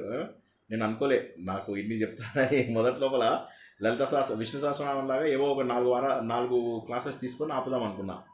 కానీ మీరందరూ మొత్తం అన్నీ చెప్పండి అనేసరికి దైవకృప నా పైన ఉండడం, మీ అందరు నాతో చెప్పించడం నా అదృష్టంగా భావిస్తున్నా. ఎందుకంటే నేనే అనుకోలేదు ఇన్నిటికీ నేను మీనింగ్ చెప్తానని. మీకోసం నేను చదవడము, నేను చదివినటువంటిది ఈ బుక్, తర్వాత ఇంకొకటి లావాటి బుక్ ఒకటి ఉంది కదా, ఆ 2 బుక్స్లోంచి కలిపి నేను చెబుతున్నాను అనమాట. సో దాంతో నాకు కూడా మంచి రీసెర్చ్ మెటీరియల్ దొరుకుతుంది. సో చాలా సంతోషం అనిపిస్తుంది అనమాట ఇదంతా చదవడం ద్వారా. సో ఇంకా మీకు నెల రోజుల పాటు సమయం ఉంది. ఈ నెల రోజుల లోపల నా ఎగ్జామ్స్ అయిపోతాయి. అయిపోయిన తర్వాత మళ్ళీ మనం ప్రారంభించుకుందాము. ఇంకా 200 పేర్లలోకే వచ్చేసాము. అందులోపల సాధన మానకండి. మార్కుల సిస్టమ్ ఏదైతే ఉందో ఆ మార్కుల సిస్టమ్ జాగ్రత్తగా చూసుకోండి. తర్వాత మోస్ట్ ఇంపార్టెంట్లీ రేపు మధ్యాహ్నం 12 గంటలకు మనకు భగవద్గీత క్లాస్ ఉంది. సోమవారం నాడు 10:30కి నారాయణీయము జూనియర్ బ్యాచ్కి ఏదైతే మనం స్టార్ట్ చేసామో వాళ్ళ ప్రోగ్రాం ఉంది. అంటే భాగవతంలో మొదటి భాగాలను మనము చెప్పుకుంటూ ఉంటాం అన్నమాట. తత్వచింతనతోటి అందరూ జాయిన్ అవ్వండి. దానికి కూడా సండే నాడు ఏ ప్రోగ్రాము లేదు. రేపు 12 గంటలకు భగవద్గీత 15వ అధ్యాయం కొనసాగుతుంది. సోమవారం నాడు 10:30 పొద్దున్న మనకు శ్రీమన్నారాయణీయము జూనియర్ బ్యాచ్ది నడుస్తుంది. తర్వాత మంగళవారం నాడు సంస్కృత శిక్షణలో చివరి భాగము. ఆ తర్వాత ఒక నెల రోజుల పాటు మనకు బ్రేక్ ఉంటుంది. సో లలితా సహస్రనామం ఈ రోజుతో ఎండ్ చేసి మళ్ళీ 20వ తారీఖు తర్వాత ఎప్పుడు ఫ్రైడే వస్తే మళ్ళీ అప్పుడు ప్రారంభించుకుంటాం. రేపు అందరూ కూడా 12 గంటలకు 15వ అధ్యాయం ఏదైతే భగవంతుడిలో మనం ఐక్యమయ్యే అధ్యాయం ఉందో అందులో 7 శ్లోకాల వరకు చెప్పుకున్నాం. అహం వైశ్వానరో భూత్వా వరకు చెప్పుకున్నాం. ఇప్పుడు చనిపోయిన తర్వాత ఏమవుతుంది, ఎలా మనం కలిసి గాలిలో కలిసి ఎలా వెళ్ళిపోతాము, ఏం జరుగుతుంది, ఇవన్నీ కూడా తెలుసుకుంటాం మనం రేపు. కాబట్టి వీలైన ప్రతి ఒక్కరు కూడా రేపు మధ్యాహ్నం 12 గంటలకు భగవద్గీత జాయిన్ అవ్వండి. సండే నాడు ఏ ప్రోగ్రాం లేదు. మండే నాడు 10:30కు నారాయణీయం, మంగళవారము 11 గంటలకు ఎప్పట్లాగానే సంస్కృత శిక్షణ.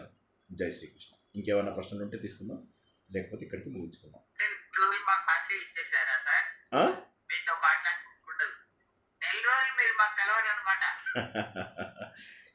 ఈ ఎగ్జామ్స్ అంటే అసలు ఇంత బ్రేక్ తీసుకునేవాడిని కాదు. ఈసారి ఎగ్జామ్స్కి ఎక్కువ చదవలేదు. మధ్య లోపల ఎలక్షన్స్కి ఒక దగ్గర ఒక 15-20 డేస్ ఇదైంది, ఉపయోగించుకున్నాను.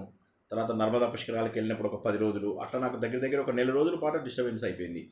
అంటే చదువుకోలేకపోయాను. ఇప్పుడు ఇక ఈ ఉన్న 15-20 రోజుల్లోనే మొత్తం చదవాలి. 11 సబ్జెక్టులు. సో 11 సబ్జెక్టులు 20 మేము బాలాగా మేమంటే మిమ్మల్ని ఫాలో అవ్వాలి కానీ మీరే ఉందండి ఒకసారి అలా చూసి ఇలా రాసేసి వస్తారు. అయ్యో లేదండి, అంత లేదు. ఏదో కష్టపడుతున్నాను. ఇక అందులో ఆఫీస్ కూడా ఉంది కదా, ఆఫీస్కి వెళ్ళొచ్చి చదవాలంటే కొంత సమయం సరిపోవడం లేదు. సో అందుకోసం అని చెప్పేసి ఇంకా ఎలా అయినా సరే ఈ మంగళవారం వరకు అన్నీ ముగించుకుని మంగళవారం నుంచి ఇంకా సబ్జెక్ట్స్ మీద ఫోకస్ చేస్తారన్నమాట.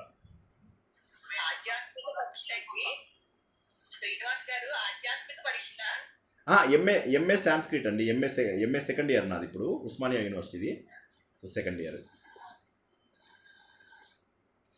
అయిపోతుంది. ఈ ఇయర్ తోటి అయిపోతుంది. జై శ్రీకృష్ణ. జై శ్రీకృష్ణ సార్. జై Srikrishna. All the best sir. Oh thank you. 1 month miss అవుతాము అంటే ఎట్లా ఫీలింగ్ సార్? అయ్యో మీరు మిస్ అవ్వరు. నేను రెగ్యులర్గా రిమైండర్లు పెడతాను, రెగ్యులర్గా నా వీడియోలన్నీ పంపిస్తాను, ఆల్రెడీ చేసినవన్నీ కూడా పంపిస్తాను. ఓకే, సో తప్పకుండా చూస్తూ ఉండండి. 1 మంత్ మీకు మంచి రివిజన్కి అవకాశం అని గుర్తుంచుకోండి. ఒక్కసారి మీరు ఇప్పటివరకు రాసిన క్విజ్లన్నీ కూడా తీసేసి చూడండి ఒకసారి. రజనీ మేడము, తర్వాత మధు గారు, తర్వాత మన టీవీ మణి మేడం, వీళ్ళందరూ చాలా రెగ్యులర్గా పంపించిన, ఇంకా చాలామంది రాజేశ్వరి మేడము, వీళ్ళందరూ మన సుధావల్లి మేడము, వీళ్ళందరూ చాలామంది, మళ్ళీ అమ్మాజీ మేడం, చాలామంది, యాక్చువల్గా ఆదిలక్ష్మి మేడం, చాలామంది ఒక 10-12 మంది రెగ్యులర్గా పంపిస్తున్నారు. వాటి లోపల ఒకసారి అన్నీ చూసుకుంటే మొత్తం రివిజన్ అయిపోతుంది మీకు. మొత్తం ఇప్పటివరకు మనం ఏం తెలుసుకున్నాం లలితలో అన్నవన్నీ కూడా రివిజన్ అవుతాయి. అదేవిధంగా నారాయణీయంవి తెలుసుకున్నారనుకోండి, డైరెక్ట్ మీతో ఇట్లా మాట్లాడే చాలా సాటిస్ఫాక్షన్ ఉంటుంది సార్. థ్యాంక్స్ అండి. తప్పకుండా మళ్ళీ ఎంత ఇంకా నెల రోజులే. Thanks madam.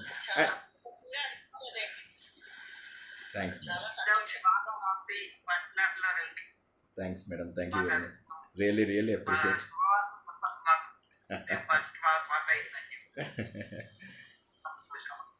షూర్ తప్పకుండా మీ అందరి బెస్ట్ విషెస్ అట్లాగే ఉంటే తప్పకుండా దయవేచ్చ. Thanks madam. Thank you very much. జై శ్రీకృష్ణ. ఇంకెవరికైనా ఏమైనా ప్రశ్నలు అనేవి ఏమైనా ఉన్నాయా? సార్ ఒక చిన్న డౌట్ సార్. అడగండి. రామేశ్వరం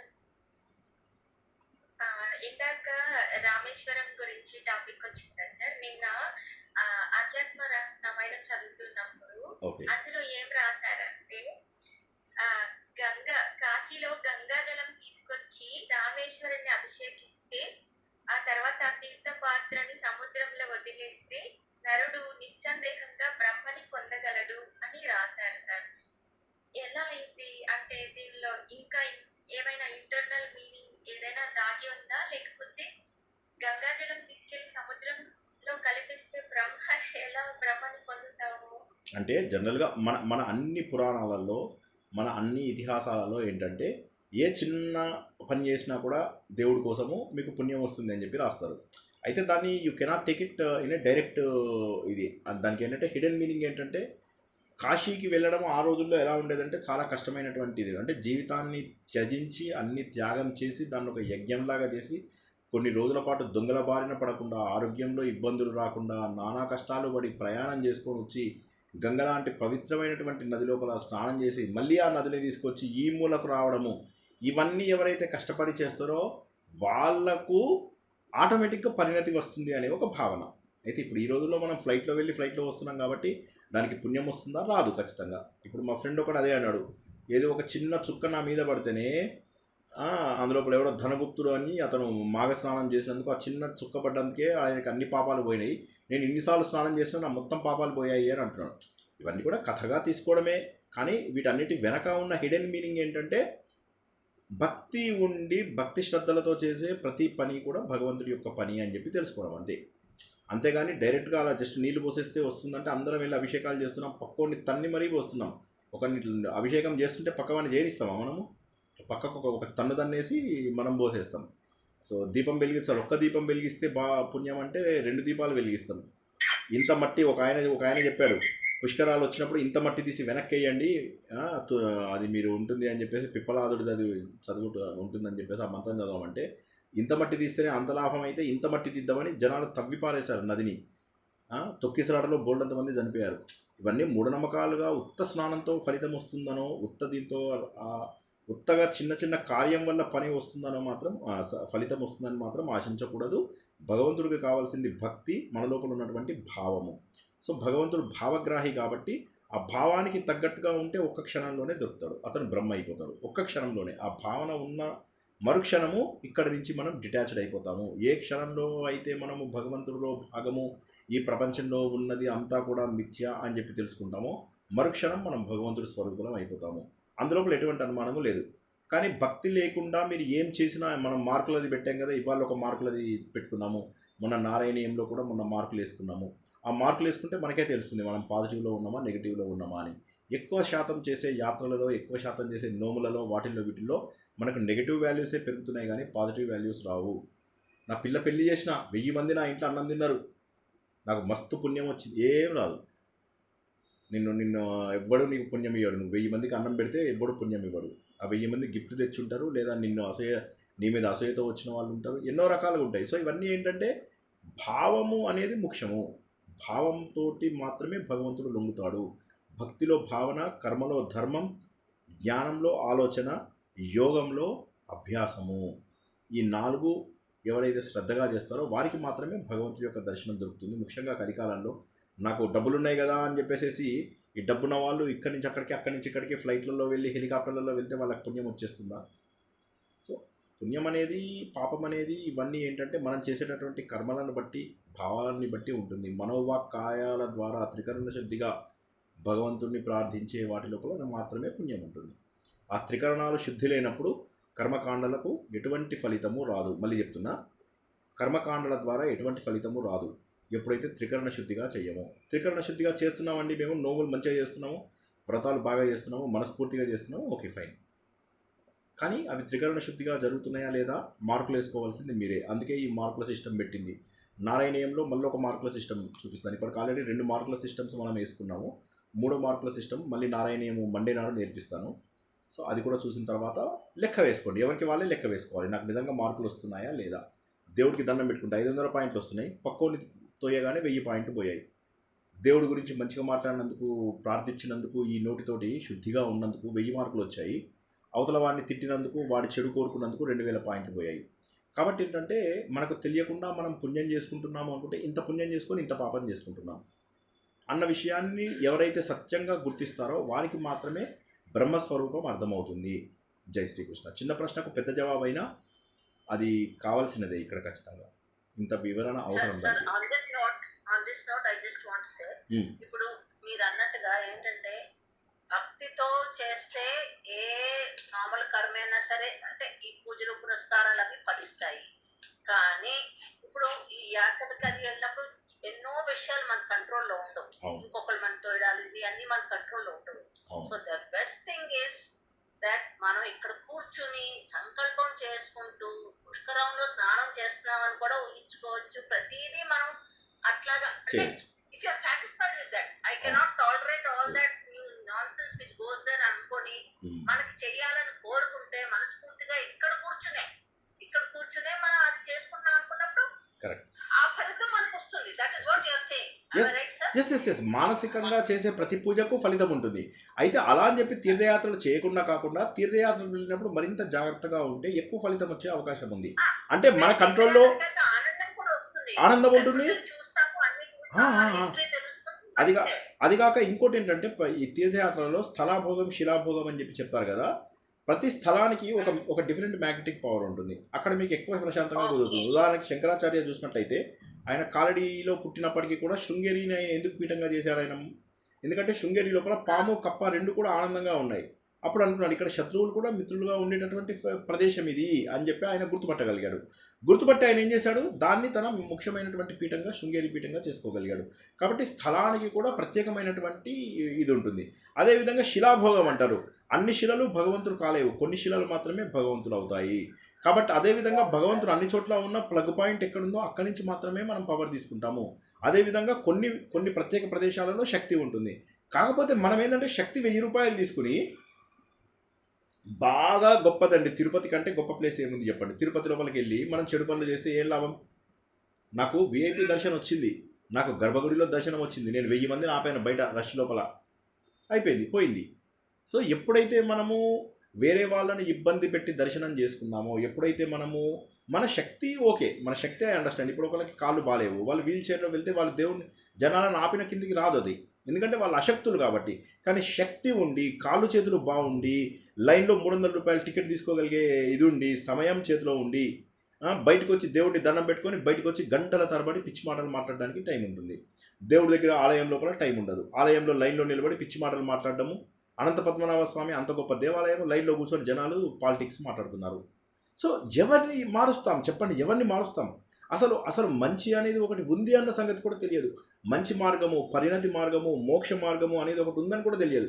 ఏదో దేవుడున్నాడు ఒక దండం పడేస్తే అయిపోయింది అని ఆలోచించే వాళ్ళే. కానీ ఇది కాదు కావాల్సింది. నువ్వు దేవుడికి దండం పెట్టకపోయినా పర్వాలేదు, కానీ మనుషులపైన ఈ దౌర్భాగ్యపు పనులు చెయ్యకూడదు. నీ లోపల దైవత్వం ఆవిష్కరించుకోవాలి, నీ లోపల దేవుణ్ణి చూసుకోవాలి, అంతర్ముఖుడివి కావాలి, సులభంగా మార్చుకోవాలి మనని మనము.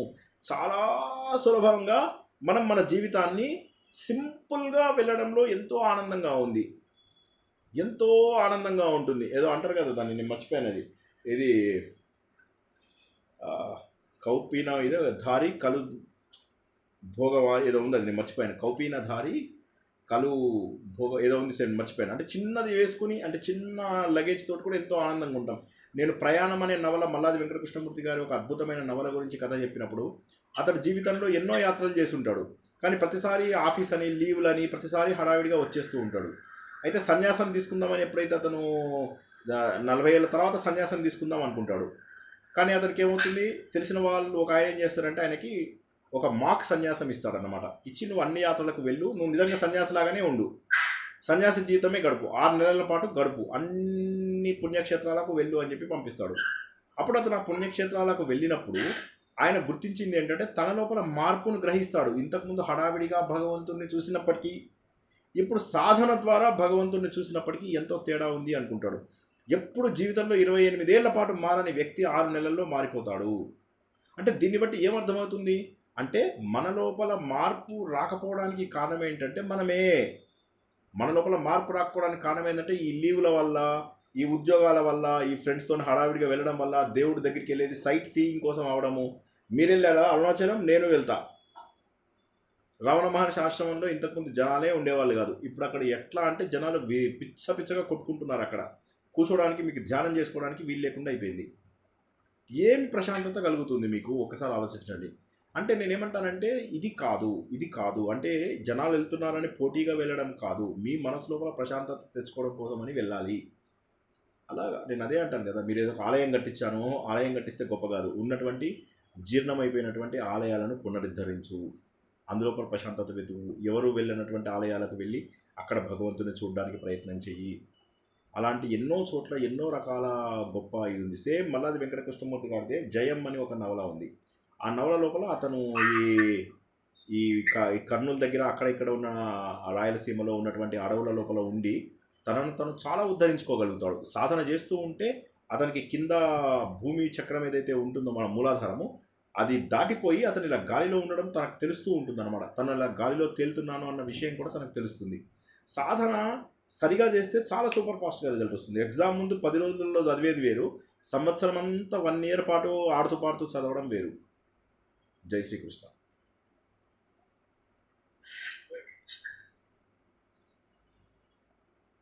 వండర్ఫుల్. మరోసారి ఇంకెవరికి ప్రశ్న లేకపోతే మనం క్లోజ్ చేద్దాము. ఈ శ్రద్ధాశక్తులు చాలా అద్భుతంగా ఉన్నాయి. అండ్ భగవంతుడు మీ అందరికీ కూడా సాధనకు సమయాన్ని ఇవ్వాలని నేను ఆశిస్తున్నాను. రేపు మధ్యాహ్నం 12 గంటలకు, సోమవారం 10:30కు సంస్కృతం క్లాసు, ఎప్పట్లాగే 11 గంటలకు మంగళవారము తెలుసుకుందాం. ఇంకా 3 ప్రవచనాలు ఇవి అయిపోయినాయంటే మనం 20 రోజుల బ్రేక్ తీసుకుంటాము. రేపు 15వ అధ్యాయాన్ని వీలైతే కంప్లీట్ కూడా చేసుకుందాము.